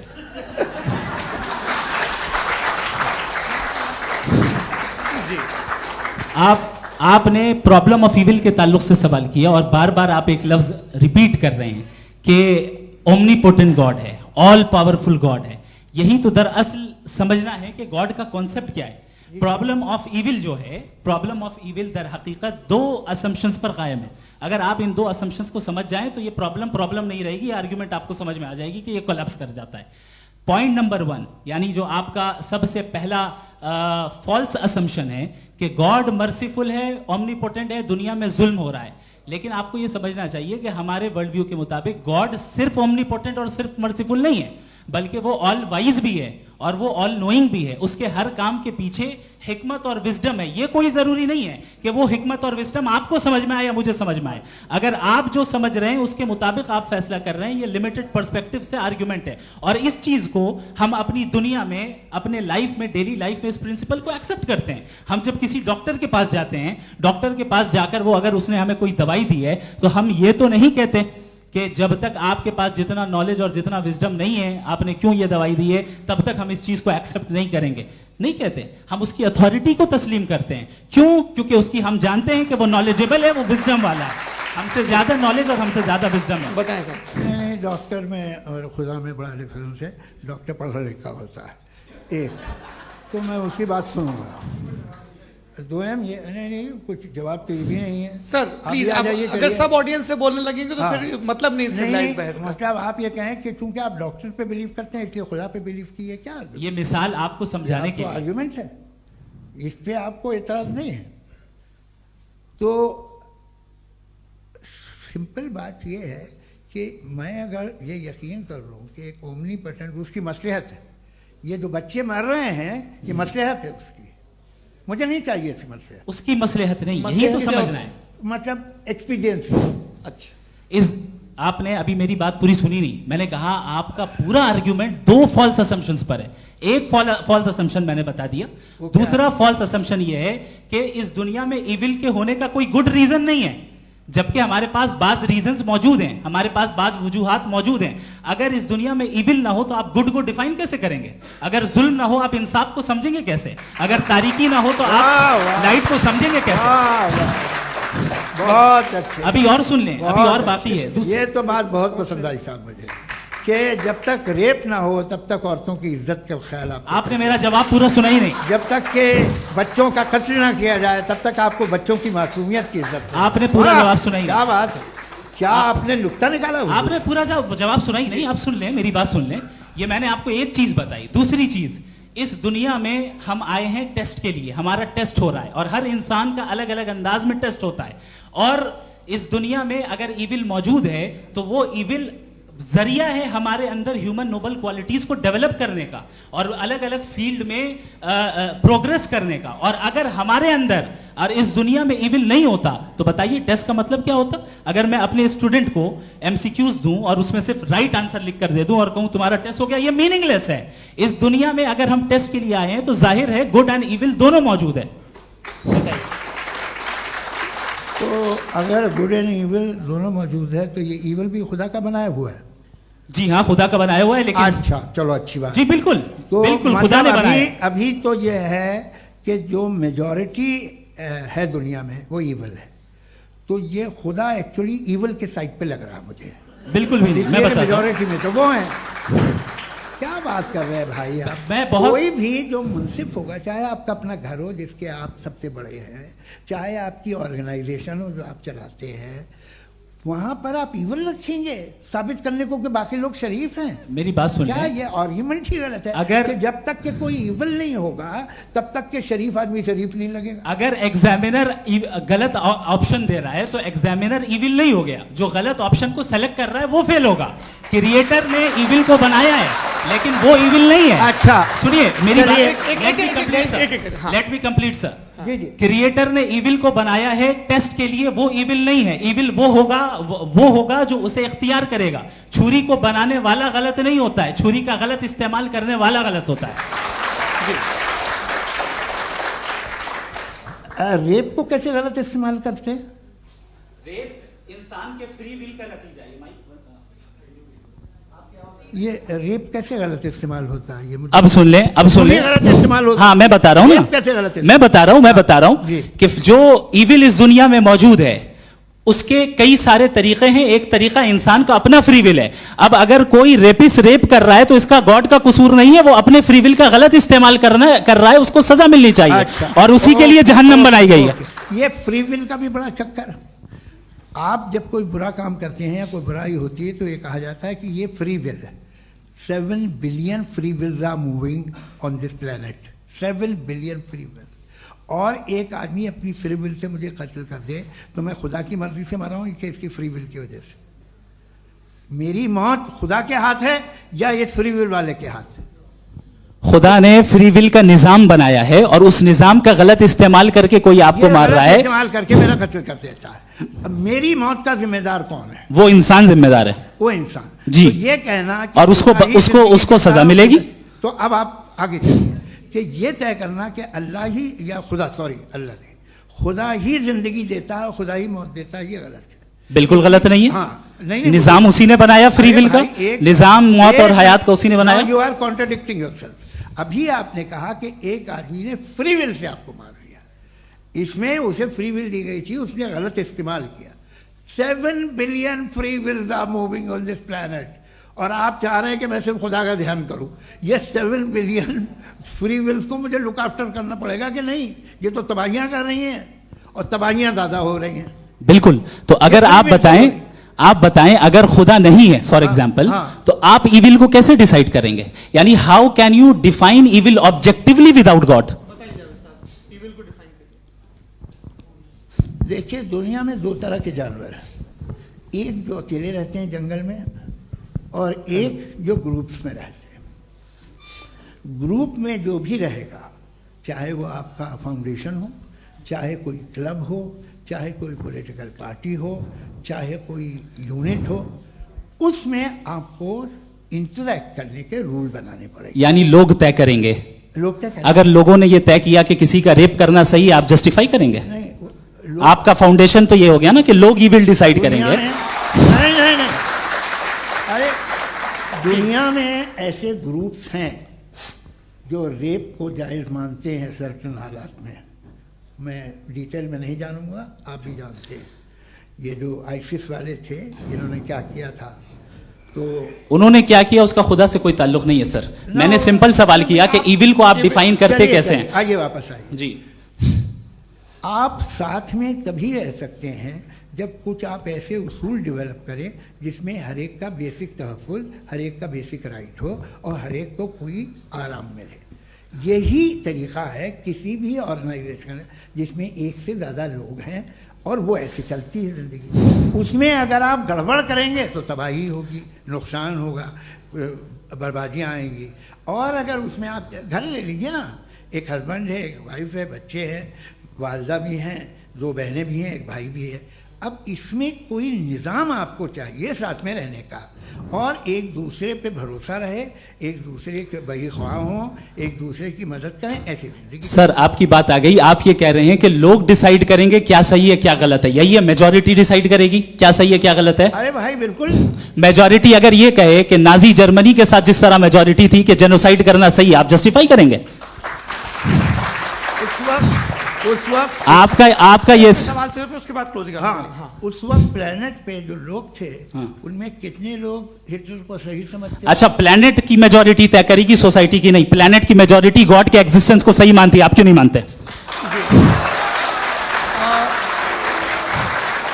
ये हेलो ये क्रॉस क्वेश्चन का राउंड यहां पर समाप्त होता है। और ये बड़ा अच्छा है कि इस तरह से फ्रेगमेंट कर दिया गया है ताकि जो मरकरी ऊपर जा रहा है नीचे जवाब दे दूं जी। प्लेनेट की ज्यादातर मेजॉरिटी कुछ दूसरे मजहबों के खुदा को मानती है। आप उन्हें क्यों नहीं, आप तो मेजॉरिटी की बात कर रहे हैं। अच्छा, ये क्लोजिंग आप ये कह रहे हैं इविल और गुड को डिसाइड मेजॉरिटी करेगी, मेजॉरिटी जो कर दे वो सही हो जाएगा। क्लोजिंग इसको जैसा आप ही लोगों ने तय किया है उसी फॉर्मेट को फॉलो कर लेते हैं। हाँ भाई, मैंने तो भले लोगों पे एतबार किया और तब मॉडरेशन तय किया जी। आपके पास 5 मिनट का वक्त है, क्लोजिंग आर्ग्यूमेंट है, उसके बाद हम ऑडियंस से क्वेश्चन आंसर लेंगे जावेद साहब की क्लोजिंग आर्ग्यूमेंट के बाद। ओके, बहुत शुक्रिया जी। हमारा जो टॉपिक है डज गॉड एग्जिस्ट, मैं इस पे इतने एकेडमिक तैयारी करके आया था, मुझे था कि मैंने सोचा था कि कई सारे मैं आर्ग्यूमेंट्स दूंगा, लेकिन वक्त की भी किल्लत और जावेद साहब बार बार इधर उधर चले जा रहे थे तो उसको भी थोड़ा एंटरटेन करना पड़ गया। डज गॉड एग्जिस्ट पे मैं एक ही आर्ग्यूमेंट दे पाया। आर्ग्यूमेंट्स बहुत हैं और डेफिनेटिव आर्ग्यूमेंट्स हैं, और मेरे आर्ग्यूमेंट को किसी एक राउंड में भी इन्होंने एंटरटेन नहीं किया और रेफ्यूट नहीं किया, एक राउंड में भी नहीं, एक राउंड में भी नहीं। और ना ही अभी आपका क्लोजिंग आर्ग्यूमेंट आएगा, नहीं, वो बता देना। Argument of contingency sir. अरे मैं आपसे कई बार कह चुका हूं कंटीजेंसी का मतलब अब मैं कैसे समझाऊं आपको? आपस में हाँ, आप और कितने आसानी से समझाऊं मैं, मुझे तो नहीं समझ में आ रहा है। आप अपनी आर्ग्यूमेंट ऑफ कंटीजेंसी उर्दू में बोल सकते हैं। हाँ, आप अपनी बात पूरी कर लें जी, आखिरी 4 मिनट। दूसरी चीज, just a minute please ma'am, can I talk? दूसरी चीज ये है कि आपने एक तो इसका जवाब नहीं दिया, दूसरा आपने गॉड के ना होने पर कोई डेफिनेटिव आर्ग्यूमेंट नहीं दिया, सिर्फ मजहब पे बात कर रहे हैं आप। मजहब तो आज हमारा टॉपिक ही नहीं था, आज तो हमारा टॉपिक हो, आप मजहब से ले लेकर आईएस तक चले गए। भाई हमारा क्या ताल्लुक है उससे? We condemn them. और उसका गॉड से क्या ताल्लुक है? अगर कोई गलत काम कर रहा है, किसी ने किसी को कत्ल किया, किसी ने किसी का रेप किया, उसको सजा मिलनी चाहिए। और आपके पास कोई भी rational strong foundation of morality नहीं है। आपने कहा कि मेजॉरिटी तय करेगी सोसाइटी की, वो सही होगा। मैंने कहा हिटलर को फिर आप सही कहेंगे, नहीं, प्लैनेट की सोसाइटी की मेजॉरिटी तय करेगी। तो प्लैनेट की मेजॉरिटी गॉड की एग्जिस्टेंस को मानती है, आप कह रहे हैं ये रिलीजियस है। तो यानी आपके पास कोई स्ट्रॉन्ग फाउंडेशन नहीं है ऑब्जेक्टिव मोरालिटी का। ऑब्जेक्टिव मोरालिटी का अगर कोई फाउंडेशन है तो वो सिर्फ गॉड है, गॉड है, गॉड है। थैंक यू जी। ये मुफ्ती शमाइल नदवी साहब का क्लोजिंग आर्ग्यूमेंट था। अब हमारे पास जी जी ये बड़ा अच्छा है कि दोनों लोगों को मॉडरेटर से शिकायत भी और बोल रहे भाई हमारी शाबाशी भी तो करते चलो। अब मेरी बात जी, आपके पास जावेद अख्तर साहब 5 मिनट का वक्त है, ये आपका क्लोजिंग आर्ग्यूमेंट है, टाइम रीसेट कर दें जी। देखिए, बहुत सारी बातें हैं। गॉड का डेफिनेशन दुनिया के किसी भी रिलीजन में है कि वो ओमनीपोटेंट है, ओमनीप्रेजेंट है, he is just, he is kind, he loves you and so on.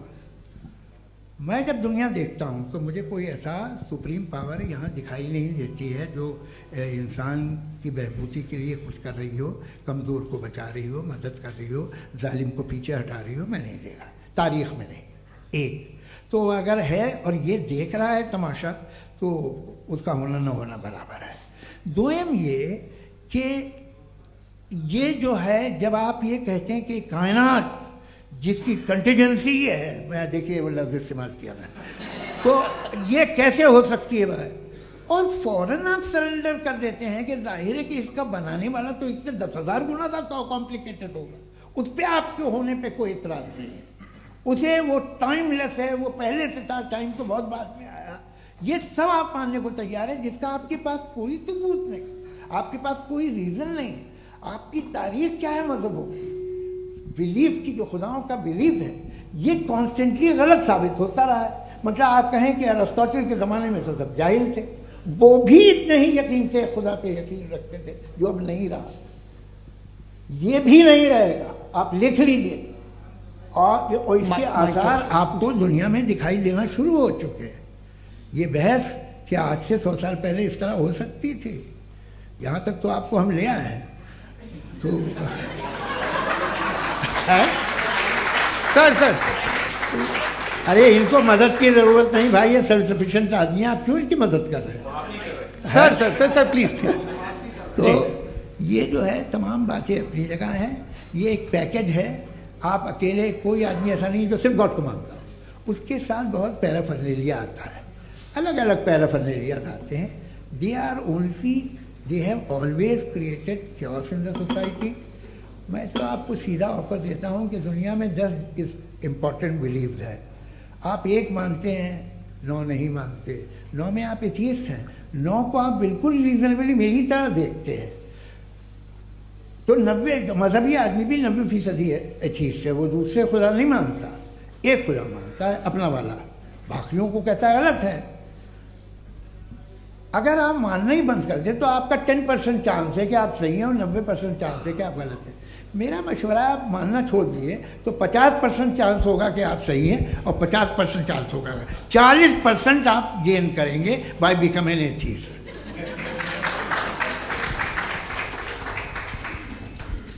ये एक फरसूदा ख्याल है, ये ख़त्म हो रहा है। हो सकता है मेरी ज़िंदगी में ना हो, लेकिन ये हो जाएगा। जो बातें ये इनको आप मेटाफिजिकल, ये वो ऐसे रिस्पेक्टेबल टर्म दे दिए, ये तो उन लोग के हैं जिन्हें ना फिज़िक्स मालूम थी ना मेटा मालूम था, ये उन्होंने आपको दिए हैं। जी बहुत शुक्रिया आप दोनों लोगों का। और अब इस बातचीत का आखिरी राउंड शुरू होगा, डज गॉड एग्जिस्ट की ये बहस मुफ्ती शमाइल नदवी और जावेद अख्तर साहब के बीच। आप लोग अपने अपने हाथ ऊपर करेंगे, मैं यहाँ से तय करूँगा। और माइक हमारे पास है क्या? एक ही माइक है ऑडियंस के लिए?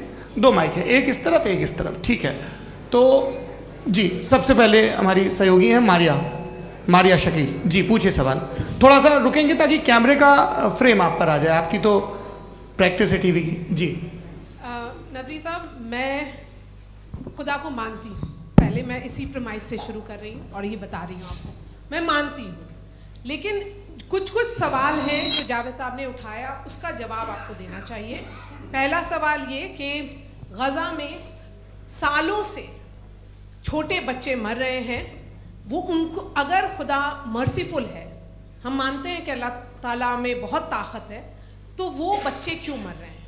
दूसरी बात ये कि अगर कंटिजेंसी की जो आप बात करते हैं, पूरे मुस्लिम ममालिक मिल करके भी उन गज़ा के बच्चों को क्यों नहीं बचा पा रहे हैं? क्योंकि अगर वो चाहते, क्योंकि अल्लाह ताला उन पर हुकूमत करते हैं, सब पर हुकूमत करते हैं, तो वो उनको क्यों नहीं बचा? जी थैंक यू वेरी मच।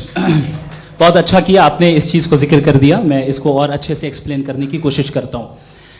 देखें, जहाँ तक आपने कहा कि गज़ा के बच्चों को मारा जा रहा है, देखें 2 वर्ल्ड व्यू है, एक एथिस्टिक वर्ल्ड व्यू, एक थीस्टिक वर्ल्ड व्यू है। बच्चे मर रहे हैं दोनों वर्ल्ड व्यू में, लेकिन हमारा वर्ल्ड व्यू कह रहा है कि रिकॉम्पेंस है, ये कह रहे हैं कि उनका मरना बेकार जाने वाला है, कोई उसका रिकॉम्पेंस नहीं है, चूंकि इनके यहाँ आखिरत और अल्लाह का कोई तसव्वुर या गॉड का कोई तसव्वुर नहीं है। आपने ये सवाल किया कि गॉड मर्सीफुल है, क्यों नहीं रोकता? ये मैंने बताया कि ये मिसकंसेप्शन है लोगों के दरमियान कि गॉड को सिर्फ मर्सीफुल और ओमनीपोटेंट समझते हैं। गॉड के सिर्फ यही 2 एट्रीब्यूट्स नहीं हैं, गॉड के कई सारे एट्रीब्यूट्स हैं, उनमें से अल हकीम भी है, उनमें से ऑल वाइज भी है, ऑल नोइंग भी है। लिहाजा अगर इस दुनिया में किसी को तकलीफ आ रही है और गॉड उसको नहीं रोक रहा है, वो इसलिए नहीं रोक रहा है चूंकि इंसानों को फ्री विल दिया गया है। ठीक इसी तरीके से अगर एक डॉक्टर किसी छोटे बच्चे को इंजेक्शन लगा रहा है, उसे तकलीफ पहुंच रही है, उसके लिमिटेड पर्सपेक्टिव के एतबार से यह गलत हो रहा है और डॉक्टर बुरा है। लेकिन जब आप ब्रॉडर पिक्चर को देखेंगी, आपके और हमारे पास सिर्फ एक पिक्सल है, हमें इतना नजर आ रहा है कि गजा में कत्ल हो रहा है, लेकिन इसके पीछे कितना रिकॉम्पेंस उनको मिलने वाला है, पूरा पिक्चर गॉड के पास है। तो एक पिक्सल से आप पूरे पिक्चर को कभी भी जज नहीं कर सकती। आप इसमें कुछ जोड़ना चाहेंगे? आपको कुछ बोलना है इसमें? भाई ये आपने बहुत अच्छा जस्टिफिकेशन दिया। या आप वो जो वहाँ के प्राइम मिनिस्टर इजराइल के उन्हें भेजिए, वो बहुत खुश होंगे। आप जस्टिफिकेशन दे देना कि अगर गॉड नहीं है तो बच्चे क्यों मर रहे हैं, आप बताएं। जी, वो ये सवाल पूछ रहे हैं कि अगर आप ईश्वर का अस्तित्व नहीं मानते हैं तो उन बच्चों की मौत को आप कैसे इंटरप्रेट करते हैं? भाई ये दुनिया जो है, जो ताकतवर लोग होते हैं वो एक नाइंसाफी करते हैं। तो ये अच्छा काम है आपके नजदीक, तो नेचर नाइंसाफी पे मबनी है। अरे मेरे भाई, आप नेचर की कहाँ बात कर रहे हैं, तो इंसान की बात जी, कर ये रहे तो फिर जब मैं इंसान की बात कर रहा था आप नेचर की बात करने लग क्रॉस गए। एग्जामिनेशन नहीं। हैं। हाँ, अब आप मुझे बोलने नहीं देंगे तो अलग बात है, आप बोलिए, मुझे कोई इतनी जल्दी नहीं। जी नहीं, ये क्रॉस एक एग्जामिनेशन मिनट रुकिए, मुझे बोल तो लेने दीजिए। जी, बोलिए। ठीक है।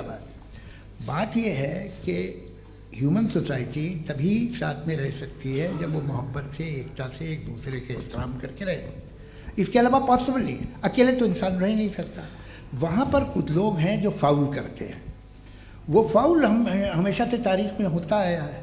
आज ये हो रहा है, जो हो रहा है बहुत बुरा हो रहा है, बहुत जालिमाना है, बहुत जाबराना है। उसको आप कहें कि ये बच्चों को कॉम्पनसेशन मिल जाएगा या इसकी इंजेक्शन है, इंजेक्शन तो हेल्थ के लिए दिया जाता है। आप ये कह रहे हैं कि ये बच्चों की जो धज्जियां उड़ रही हैं ये इंजेक्शन है, ये टेस्ट है, ये टेस्ट है और उस टेस्ट में उनको अगले ऐसा रिकॉम्पेंस मिलेगा जो आपके तस्वुर के बाहर है। ये आप 3 बरस के बच्चे को बारूद से उड़ा के टेस्ट ले रहे हैं। वाह, वो नहीं ले रहा है, खुदा नहीं उड़ा रहा है, इजराइल उड़ा रहा है। जी, ये तो उसको कंडेम अगला करें। सवाल लेते हैं।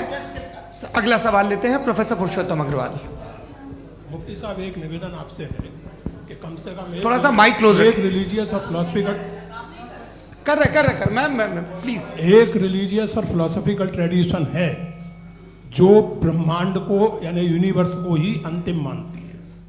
सर्वम खलु इदम ब्रह्मम, this is Chandogya Upanishad and it completely rules out the existence और नेसेसिटी, आपके शब्दों में necessity of a creator. The creation itself is the creator. तो एक मिनट प्लीज। दूसरा जो सवाल आपने अभी, जो आप बार बार कह रहे हैं कि भगवान विद्वान भी है, वाइज, सब जानने वाला, तो अगर विजडम में दुनिया भर के पापों और अत्याचारों को बर्दाश्त करना शामिल है तो फिर इसका मतलब ये हुआ कि अगर मैं फ्री विल से उसको अपोज करता हूं तो ईश्वर की विजडम और मेरी फ्री विल में कॉन्ट्राडिक्शन है। Because when I am opposing whatever is happening in Gaza, then I am opposing the God's will और गॉड्स विजडम। जवाब लेते हैं क्योंकि तो गॉड की विजडम में, एक मिनट सर प्लीज सर, ये एक जुमला, गॉड की विजडम है कि गाजा में जो कुछ हो रहा है वो हो रहा है, मैं उसको अपोज कर रहा हूं तो मैं गॉड की विजडम के खिलाफ जा रहा हूं। एक सवाल। दूसरा ये नहीं, आपने 2 ऑलरेडी।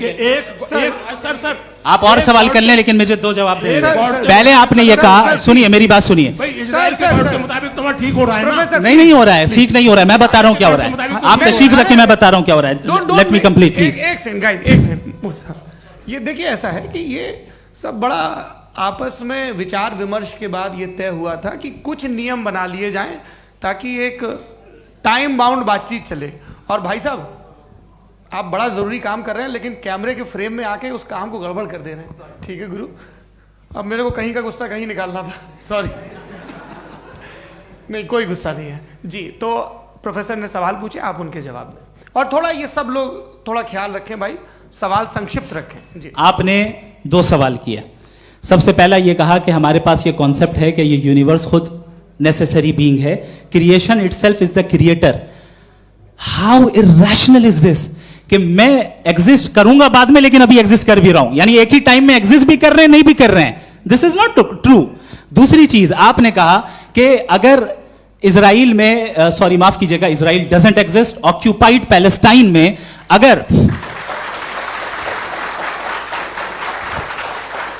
अगर ऑक्यूपाइड पैलेस्टाइन में बच्चों को मारा जा रहा है फ्री विल की वजह से और गॉड नहीं रोक रहा, ये कॉन्ट्रडिक्शन है। ये बताइए कि एक एग्जाम में एक बच्चा गलत आंसर लिख रहा है, सुनिए, एग्जामिनर चाहे तो रोक सकता है, क्यों नहीं रोक रहा है?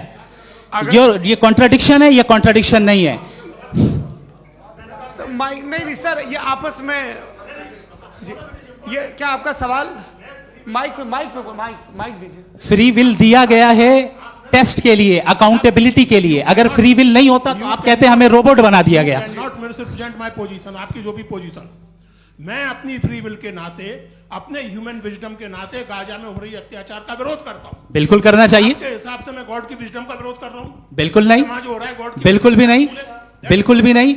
उसका वहां पर गाजा में कत्ल होना ये इंसानों के गलत इस्तेमाल का नतीजा है, फ्री विल के इस्तेमाल का नतीजा है। गॉड इसका हुक्म नहीं देता, उससे रोकता है। यही तो मसला है ना, आपके लिए कॉन्सेप्ट क्लियर? नहीं भाई, आपने तो बताया था इंजेक्शन लगाने से बच्चे को तकलीफ होती है, ये इंजेक्शन लगा। सर आप ऐसे रेटोरिक स्टेटमेंट दे तब तो कोई मसला नहीं समझते रहेंगे। This is a rhetoric statement, this is not a logical argument sir. I am sorry, I am sorry. आखिरी 30 मिनट बड़े मुश्किल होने वाले हैं। जी मुफ्ती साहब आगे बैठे हैं, इनको माइक दीजिए।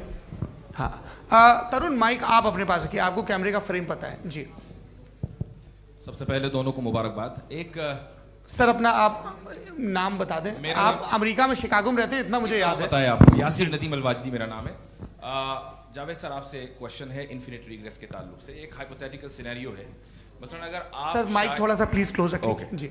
अगर आप शायर इसलिए हैं कि आपके कोई उस्ताद शायर थे, और वो इसलिए शायर थे कि उनके कोई उस्ताद शायर थे, और इसी तरीके से हम माजी में पीछे चलते चलते चले जाएं और कहीं ना रुके, तो माफ कीजिएगा आप कभी शायर नहीं हो सकते। लेकिन आप शायर हैं, आपका शायर एग्जिस्ट करता है, इसका मतलब ये है कि आप कहीं ना कहीं रुके हैं। तो मेरा सवाल ये है कि क्या आप इन्फिनिट रिग्रेस ऑफ कॉजेस को लॉजिकल फैलेसी मानते हैं या नहीं मानते? हाँ या ना?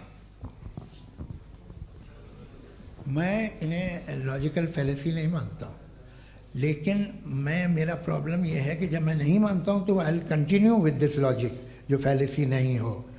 आप एक जगह रुक जाते हैं जाके, आप कहते हैं ये गेंद कैसे बनी, ये जजीरा कैसे बना, ये समंदर कैसे बना, ये ज़मीन कैसे बनी, और अचानक गॉड पे जाके आपको ब्रेक लग जाता है। एक बार आप सवाल नहीं करते कि भाई इनको बनाने वाला तो इनसे भी कॉम्प्लिकेटेड होगा, वो कैसे बना, उसके बारे में आपने इत्मीनान कर लिया, वो हमेशा से है। तो अगर आप उसे हमेशा से मानते हैं तो फिर ये मान लीजिए कि कायनात हमेशा से है, क्या तकलीफ है? हम वजूद में नहीं आते जी हैं?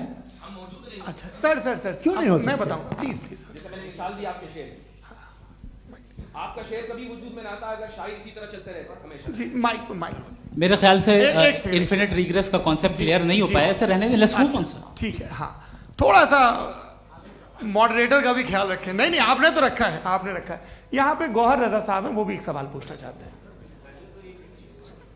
माइक नीचे से ऑन कर दिए, नीचे। पहले तो ये कह दूं कि मैं उन बच्चों से शर्मिंदा हूं जिनको गजा में कत्ल किया गया, क्योंकि हमारे होते हुए कत्ल किया गया। लेकिन उससे ज़्यादा शर्मिंदगी इस बात से हुई कि मुझे लगा कि मुफ्ती साहब उसको जस्टिफाई कर रहे हैं। बिल्कुल भी नहीं, आप बहुत ही गलत। मुझे लगा मैं गलत हो सकता हूं, बिल्कुल गलत। मैं सवाल पूछ रहा हूं, सवाल मैं सवाल पूछ रहा हूं। मैं जावेद भाई से डिसएग्री करता हूं। एक सेकंड देखिए, अगर देखिए ऐसा एक सेकंड आप सर वेट अरे आप कुछ मेरे पहले मुझे अपनी बात कह लेने दीजिए। अगर ऑडियंस तय करेगी तो फिर मॉडरेटर का मतलब नहीं। मेरा आप सबसे ये कहना है, ये बहस दो लोगों के बीच में है, एक तरफ मुफ्ती साहब, एक तरफ जावेद साहब। पिछले 1.5 घंटे से ये लोग अपने अपने तर्क रख रहे हैं। आपकी इनसे इत्तेफाकी हो सकती है, ना इत्तेफाकी हो सकती है। मेरे उस्ताद मुझे सिखा गए हैं कि मुखामुखम में असहमति की गुंजाइश बची रहनी चाहिए। अगर मैं आपकी बहुत इज्जत करता हूं गौहर साहब, आपने जो कमाल की किताबें लिखी, साइंटिफिक टेम्परामेंट, लेकिन मेरी ये गुजारिश है आप सबसे कि यदि आप इन लोगों ने जो बोला उन पर टिप्पणियां करेंगे तो ना वक्त की पाबंदी रहेगी ना वो अनुशासन। आप सवाल पूछ लें, उस सवाल में जो बात आ जाए वो आ जाए। मैं जावेद साहब से डिसएग्री करता हूं, इसलिए जावेद साहब से सवाल पूछ रहा हूं। आपका सवाल जावेद अख्तर साहब से। और सवाल ये है मेरा कि जावेद साहब ने कई बार लॉजिक का इस्तेमाल किया कि साइंस में लॉजिक है और रिलीजन में लॉजिक नहीं है। मेरा ख्याल ये है कि रिलीजन में भी लॉजिक है, लेकिन उस लॉजिक की बेसिस ये है कि आप रुक जाते हैं, जिसका जिक्र जावेद साहब ने बार बार किया, यानी खुदा के तसव्वुर पे आते हुए, गॉड के तसव्वुर पे आते हुए रुक जाते हैं। और इसमें सवाल पूछना मतलब फॉरबिडन होता है। सवाल यह है कि क्या जावेद साहब इससे एग्री करते हैं कि साइंस की लॉजिक अलग है और रिलीजन की लॉजिक अलग है? बताइए सर। देखिए 3 चीज़ें हैं, साइंस है, एक है मंतिक है, इस्तिदलाल है, और एक जो है कुछ भी नहीं है, फेथ है, अकीदा है। मैं अकीदे की लॉजिक का कायल नहीं हूँ। मुझे आप इस्तिदलाल से, लॉजिक से, रीज़न से समझाइए, मैं मानने को तैयार हूँ, मेरा क्या नुकसान होगा। लेकिन ये कि अकीदे पे मैं नहीं जा सकता हूँ। अकीदे का मतलब है कि तुम ये मान लो, सवाल ना करो, ये नहीं। आप सारी बातें करके, बड़ी साइंटिफिक बातें करके एक जगह जाके खुदा के वजूद पे रुक जाते हैं, सरेंडर कर देते हैं। मैं सरेंडर करने को तैयार नहीं। That's all. जी, ये आगे सर बैठे हुए हैं, इनको माइक दीजिए। भाई वो आप पूछना चाह रहे थे ना भाई? हाँ, नहीं मैं ये थैंक यू जी। आपका नाम? आसिम इफ्तिखार। आसिम जी, पूछिए। सर, जावेद सर से सवाल है कि आपने अपने क्लोजिंग माइक थोड़ा करीब अपने क्लोजिंग स्टेटमेंट में ये बात कही थी कि मज़हब का जो फ्यूचर है वो ज़्यादा दिन नहीं जाने वाला है। लेकिन मैं देख पा रहा हूँ कि जो ऑक्सफोर्ड यूनिवर्सिटी की एक स्टडी है 2011 में हुई है, जिसके 50 एकेडमिशियंस ने इसको अंजाम दिया था, उसमें वो ये कहते हैं कि जो फेथ इन गॉड है वो इनबिल्ट है ह्यूमन नेचर के अंदर, जिसको हम कहते हैं फितरत के अंदर शामिल है वो। और वो ये कहते हैं कि अगर कोई ये समझता है कि मज़हब को वो ख़त्म कर देगा तो ये उसकी गलत फहमी है। तो आप इसके बारे में, इस स्टडीज़ के बारे में क्या कहते हैं? ठीक है, मैं उनसे एग्री नहीं करता हूँ। वो कौन से प्रोफेसर होंगे? ऐसा उनके क्या पास डेटा है, इन्होंने डेटा के बेस होगा। डेटा क्या हो सकता है? फ्यूचर का डेटा तो नहीं हो सकता ना उनके पास, प्रेजेंट का डेटा हो सकता है। डेटा आपने सुना 100 साल पहले का बाद का डेटा? मैंने तो नहीं सुना आज तक। तो आज उनकी ये राय है और होगी राय, ठीक है। दुनिया में तरह तरह की राय है लोग, लेकिन मैं समझता हूँ कि वक्त के साथ इंसान ज़्यादा से ज़्यादा रीजनेबल और लॉजिकल होता जा रहा है। आज आप देखिए वेस्टर्न यूरोप में क्या परसेंटेज है नॉन बिलीवर्स की, बहुत हाई। वहाँ चर्च खाली पड़े होते हैं। तो अल्टीमेटली तो इंसान कोई ऐसी बात बहुत अरसे तक नहीं मान सकेगा, चाहे गलत या सही, जो उससे उसके दिमाग को, उसके जहन को, उसके लॉजिक को अपील न करे। वो कह रहे हैं तो ऑक्सफोर्ड के होंगे तो कैम्ब्रिज के होंगे, तो मुझे क्या लेना देना। उनका डेटा मुस्तकबिल का नहीं हो सकता है। जी। दीपक, हाँ पूछिए। मैं आऊँगा, अभी पीछे की साइड भी आऊँगा, माइक वहीं भेजूंगा 2-3 साल के लिए। जी जावेद साहब, आपसे सवाल है। नमस्ते। अरे भाई सर, अगर आप ही लोग को तय करना है तो फिर 200 लोग तय कर लें। ये एक साथ नहीं sir, please don't do this sir. Everybody has a right sir, but we can only take selected questions. No sir, ये यंग लोग भी हैं तो इनकी ये अब उतने बात यंग, सुनिए। भाई आप यंग हैं कि नहीं हैं? एक मिनट, वो कह रहे हैं वो भी आइए, यंग हैं पूछ रहे हैं ना साहब। भाई। आप उनकी नौजवानी पर दावा उनको ही करने थे। हाँ मुफ्ती साहब, आप यंग, हाँ पूछे। अरे भैया सर, मेरा सवाल ये है, कुछ इनसे भी तो पूछो। जी नहीं, बस आपसे एक सवाल है। जैसे थीस्टों के पास अपने जो ईश्वर को मानते हैं उनके पास अपने सोशल गेट टुगेदर्स हैं। 5 रोज़ आज क्रिसमस आने वाला है, होली है, दिवाली है, ईद है। एथिस्ट क्या ऑफर कर रहे हैं? मतलब मैं इनकी दुकान से बोलूं, मैं आना चाहता हूं उस तरफ, पर मैं अट्रैक्ट नहीं हो पा रहा हूं। मैं सोशल गेट टुगेदर्स क्या है आपके पास? वो ये कह रहे हैं कि जो धार्मिक लोग हैं, अलग अलग धर्म के लोग, उनके उत्सव त्योहार, कॉन्ग्रेगेशन बहुत हैं। अब आपको मैं एक सुनाता हूँ, यहाँ हिस्टोरियन भी बैठे हैं। मृदुला जी, आप बताइएगा सही है क्या? ये एक कॉन्स्टेंटाइन, एक ग्रीक रोमन बादशाह था जो क्रिश्चियनिटी आने के 400 साल बाद उसने डिसाइड किया कि मैं क्रिश्चियन हो जाऊंगा, मेरी पूरी स्टेट कैंसिल हो जाएगी। उस ज़माने में ऐसे ही होता था, राजा जो धर्म इख्तियार करता था वो जनता भी कर लेती थी। इसलिए कि वो हो गया था बैंकरप्ट, और उसे जो मेडिटेरियन कोस्ट के रिच क्रिश्चियन वो थे मर्चेंट, उससे पैसा चाहिए था। तो उसने कहा यार क्रिश्चियन हो जाओ। तो उसने अपने वजीर से कहा कि भाई ये हिस्ट्री है कि अब हम लोग क्रिश्चियन हो जाते हैं। कहले सर हो जाएंगे, कोई प्रॉब्लम नहीं है, लेकिन एक प्रॉब्लम ये है कि 17 दिसंबर से 25 दिसंबर तक जो पेगन फेस्टिवल होता, जो पेगन जो फेस्टिवल होता है वो बंद हो जाएगा, इसलिए कि हम क्रिश्चियन हो गए तो होगा नहीं। तो वो बच्चों को बहुत बुरा लगेगा, पब्लिक को बहुत इन्जॉय करते हैं, खासतौर से 25 को मेन डे। उसने कहा हाँ ये तो सही कह रहे हो। ये जीसस क्राइस्ट की पैदाइश कब थी? कहले साहब वो अप्रैल में थी। नहीं, कट करो, वो 25 दिसंबर को है। यह हकीकत है जी। और 400 साल बाद क्रिश्चियनिटी के अप्रैल से दिसंबर ले आए, और इसलिए कि यहाँ पेगन फेस्टिवल होता था। अब मनाते हैं आप आराम से। ये जो सारे फेस्टिवल हैं ये रिलीजन से, हर एक को एक इंटरटेनमेंट डिपार्टमेंट चाहिए होता है अपनी कंपनी चलाने के लिए। तो ये रिलीजन ने, ये सेकुलर त्योहार थे जिन्हें रिलीजन्स ने ले लिया है। ये मौसम के थे, फसलों के थे, किसानों के थे, उसको आपने लेके रिलीजियस रंग दे दिया।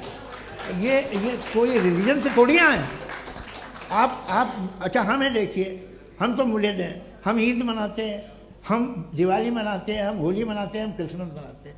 बम्बई की फिल्म इंडस्ट्री की सबसे बड़ी होली हमारे घर में, सबसे बड़ी ईद हमारे घर में।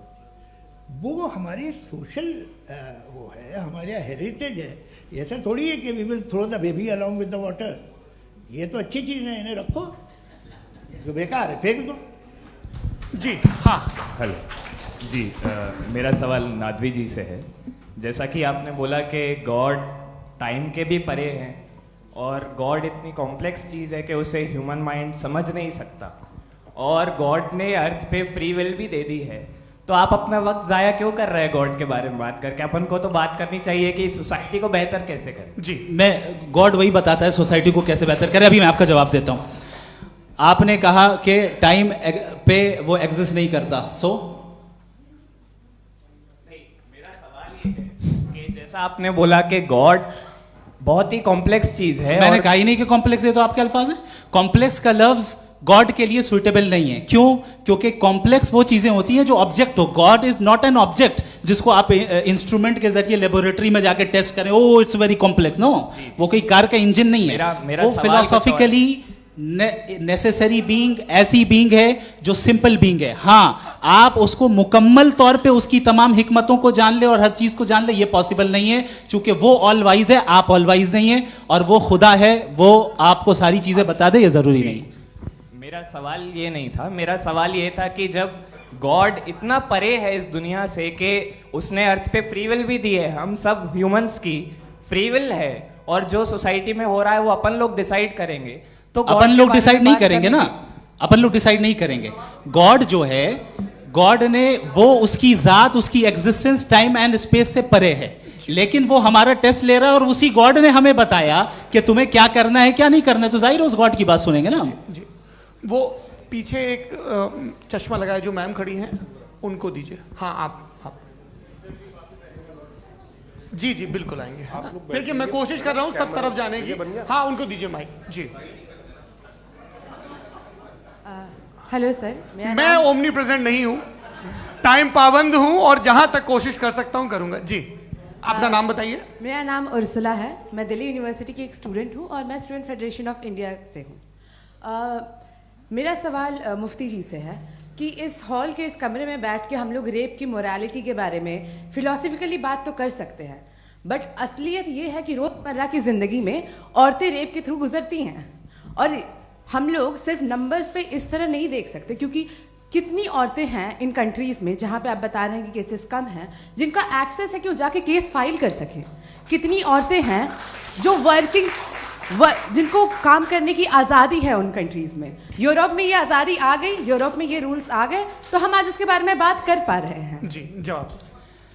आपने ये कहा कि कमरे में बंद होकर हम लोग इस पर फिलोसफिकली बात कर सकते हैं, लेकिन हकीकत में क्या हो रहा है, वो ग्राउंड लेवल पे क्या हो रहा है जो बहुत गलत हो रहा है, और वो सफ़र कर रही हैं। आई एग्री, बहुत गलत हो रहा है, और जो गलत हो रहा है उसको हमें रोकना है। और क्यों रोकना है, वो गलत क्यों है, हमारे पास इसका ऑब्जेक्टिव फाउंडेशन है, इनके पास उसका ऑब्जेक्टिव फाउंडेशन नहीं है। मैं ये कहना चाह रहा हूं कि जहां पे भी जुल्म हो रहा है, जहां पे भी औरत पे जुल्म हो रहा है, या उसकी इज्जत लूटी जा रही है, या उसे तकलीफ पहुंचाई जा रही है, और सिर्फ औरत नहीं, किसी इंसान के ऊपर भी जुल्म हो रहा है, तो उसके खिलाफ खड़ा होना, ये मोरालिटी हमारे पास गॉड के पास से आई है। वरना जावेद साहब तो कह रहे हैं कि जो है मेजॉरिटी डिसाइड करेगी, तो मेजॉरिटी तो कभी भी बदल सकती है।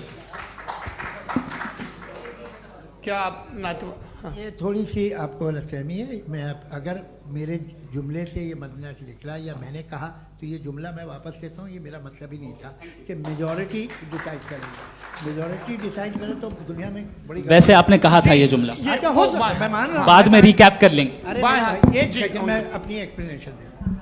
मुनासिब बात यह है कि हम सब के सब दिल में जानते हैं कि क्या अच्छा है क्या बुरा है, हमें पता है अच्छी तरह से। जो लोग बुरे काम करते हैं उन्हें भी मालूम अच्छा क्या है। यही तो सवाल था हजरत कि फिर ये मोरालिटी आई कहाँ से? Cross examination. हाँ जी हाँ। मोरालिटी साथ रहने की डिजायर से आई है। यानी साथ रहकर जो कुछ कह दे, जो कुछ कर दे, वो हो जाएगा? नहीं नहीं, तो आप कायदे से रह ही कर सकते हैं जब तक लोगों में मोरालिटी हो, वरना क्यास हो जाएगा। ये आपको कैसे पता? जी हमने देखा ना, जहाँ मोरालिटी का क्यास हो गया, हम देखते हैं। कहाँ पे देखते भाई हैं? दुनिया में आप जो कह रहे हैं, आप कहीं पे अगर गलत हो रहा है इस बहस तो के उसको बाद आप मैं गलत देखिए। आप एपिस्टेमोलॉजी की बात कर रहे हैं, मैं ऑन्टोलॉजी की बात कर रहा हूँ। मैं इस बहस फाउंडेशन के बाद क्या आप दोनों लोगों को चाय पे फाउंडेशन होस्ट करूंगा, वहां पे क्रॉस एग्जामिनेशन कर लीजिएगा। अभी ऑडियंस का हक मार रहे हैं आप लोग भाई, सर जस्ट लोग हैं आप लोग। और ये भाई ये हाँ उधर उधर आएंगे, उधर इनको आएंगे। जी सर आएंगे। अच्छा सर मेरा नाम लईकुर रहमान है और मैं अलीगढ़ मुस्लिम यूनिवर्सिटी का स्टूडेंट हूँ। और जहाँ तक मुझे पता है कि sir you are also product of Aligarh Muslim University. मैं भी उसी चमन का बुलबुल। हाँ सर, तो बहुत खुशी हुई मुझे जान करके कि मैं आपसे मिलूंगा। सवाल सर मेरा सवाल ये है, सर सैयद अलैहि रहमा का नज़रिया ये था कि खुदा के वजूद को अक़ल के दायरे में रह कर के तलाश करना, न कि पूरी तौर से उसका इनकार कर देना। Sir how will you define it? नहीं तो ये तो आप इन्हें बताइए। ये सवाल आपसे खुदा का वजूद साबित कर रहे हैं तो सर आपने इनकार कर रखा है, इस वजह से मेरा क्वेश्चन उन्होंने यही सर से एक सेकंड, सर सैयद ने यही कहा ना कि अक्ल से आप खुदा के वजूद को साबित नहीं कर सकते, यही कहा ना भाई। वो उन्होंने कहा कर सकते हैं और वो कर दिया गया आज। वो फोन दो। तलाश करना या साबित करना अक्ल से अक्ल से नहीं हो सकता। अरे सवाल तो सुन लीजिए जी। अक्ल से नहीं हो सकता है, यही कहा ना आपने। अक्ल से हो सकता है। अरे वो यही कह रहे हैं भाई, आप बता रहे हो सकता है, वो तो कुछ और। आप अगर सर देखो नौजवान फोन ले लो, वो इतनी कमाल की यूनिवर्सिटी है। अरे भाई दे दो जरा, एक मिनट दे दो भाई, मेरी बात सुनो, माइक पे बोलो ताकि जो लाखों लोग देख रहे हैं। माइक दे दो ना। अरे देंगे ना माइक, तुम ठहरो तो। हाँ सर मेरा सवाल ये था कि सर सैयद अलैहि रहमा का एक नज़रिया था अपना कि खुदा का जो वजूद है उसको अक़ल के दायरे में रह कर के तलाश करना है, न कि पूरे तौर से इनकार कर देना है। ये उनका कॉन्सेप्ट था। लेकिन मेरा सवाल ये है कि आप इसको कैसे डिफाइन करते हैं, एक्सप्लेन कैसे करेंगे, मैं आपसे जानना चाहता हूँ। चूंकि you are the product of Aligarh Muslim University. मुझे अक़ल के दायरे में रख के मैंने बहुत तलाश की, मुझे मिला नहीं।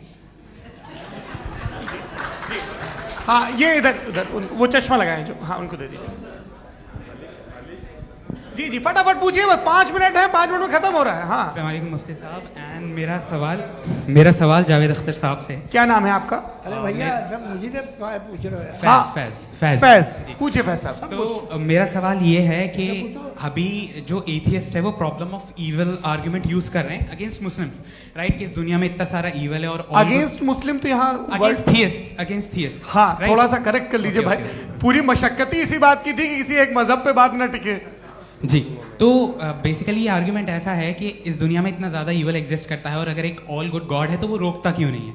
लेकिन इस सवाल में एक हिडन अजम्पशन ये है कि इस दुनिया में ईवल एग्जिस्ट करता है। अब एथियस्ट ये कैसे ऑन्टोलॉजिकली प्रूव कर सकते हैं कि इस दुनिया में ईवल एग्जिस्ट करता है? मैं आपको बताता हूँ, थोड़ा सा समझा। नहीं सर हम लोग इनको सुनने आए। नहीं please don't do that. I want to explain ontology. नहीं हम समझ गए सर, इनको अब जवाब देने दीजिए। अच्छा सवाल पूछ लो। मैं अभी तक क्या था वो मैं थोड़ा सा ऐड ऑन कर लेता हूँ।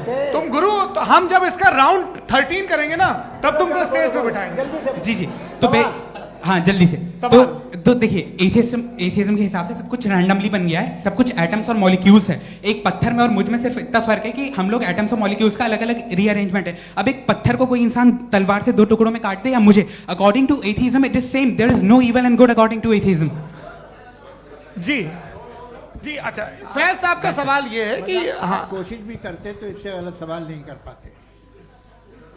एक लाइफ फॉर्म है और लाइफ फॉर्म में फीलिंग्स हैं, मतलब लाइफ फॉर्म सुनता है, देखता है, टेस्ट कर सकता है, फील कर सकता है। तो उसकी जो ये जो क्वालिटी इस बबल में आ गई है वो जानवर में भी है, इंसान में भी है। तो जाहिर है कि उसे कोई तकलीफ पहुंचेगी, तो चूंकि उसके पास वो सेंसिटिविटी है तो मैं करेगा। पत्थर में वो सेंसिटिविटी नहीं है। तो ये क्या सवाल हुआ कि अगर पत्थर को काटा तो पत्थर को तकलीफ नहीं होती, तो आपको काटे तो आपको क्यों तकलीफ हो? बैठ जाइए। जी हाँ अगला सवाल। हाँ पूछे जी जावेद अख्तर साहब। अरे भैया सब आप लोग मुफ्ती साहब को छोड़ रहे हैं, तो मेरे ही पीछे पड़े हैं क्या? फिर चलो बोलो भाई। You asked how God can exist when children die in Gaza. हाँ? you asked how God can exist when children die in Gaza, and you also mentioned the rise of atheism in Europe. But the same events also are leading many atheists and non-believers to turn towards faith. How do you interpret this contradiction, where suffering pushes some away from God, yet brings others closer to belief? देखिए, आपको एक बात बताऊं, दुनिया perfect तो कहीं भी नहीं है, हर जगह कुछ खामियां हैं। बेटा एक मिनट, मैं आप ही को कहेंगे, देखो वो तो कुछ खामियां, कमज़ोरियां, खराबियां सब जगह है।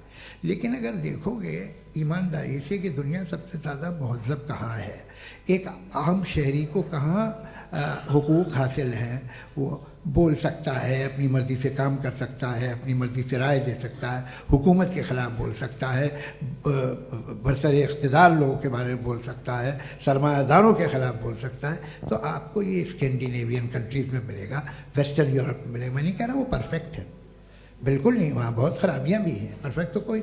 लेकिन जिन जिन मुल्कों में, लैटिन अमेरिका देखो, गल्फ़ देखो, वहाँ पर आपको ये ज़रूर है कि रेप नहीं होते होंगे।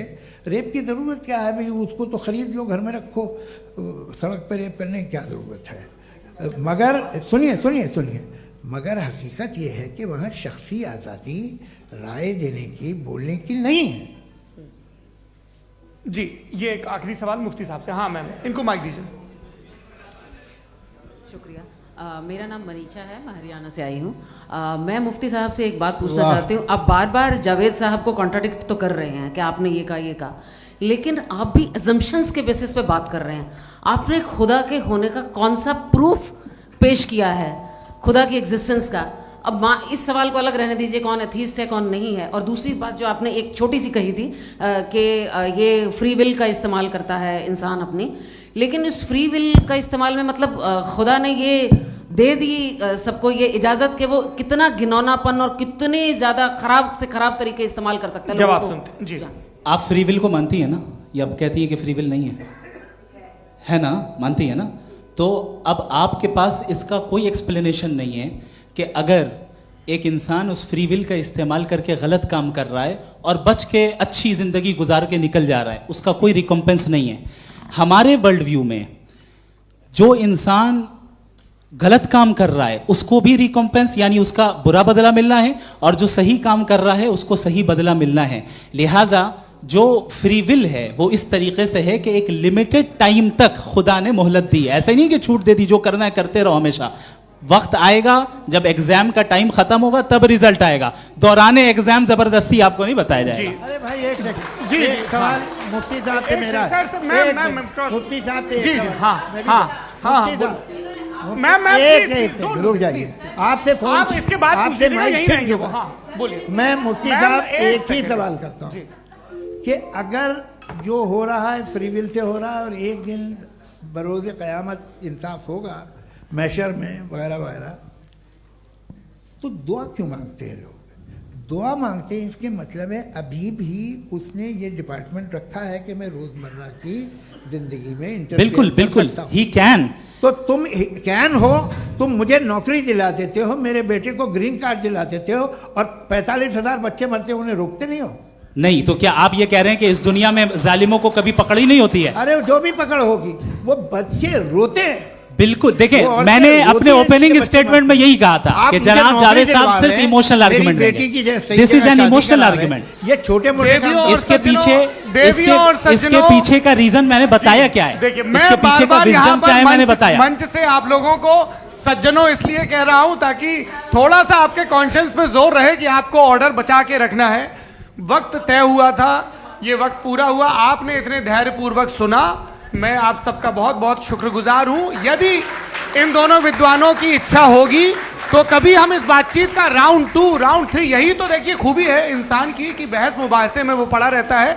आप लोगों ने बड़े धैर्य का परिचय दिया, बहुत बहुत शुक्रिया। इसी के साथ ये बातचीत यहाँ पे समाप्त होती है। आप लोग को मैं एक बात बता दूं, ये सारी बहस हो गई, अब मुफ्ती साहब और बड़े मुफ्ती साहब इन साथ के साथ मैं खाना खाने वाला हूँ।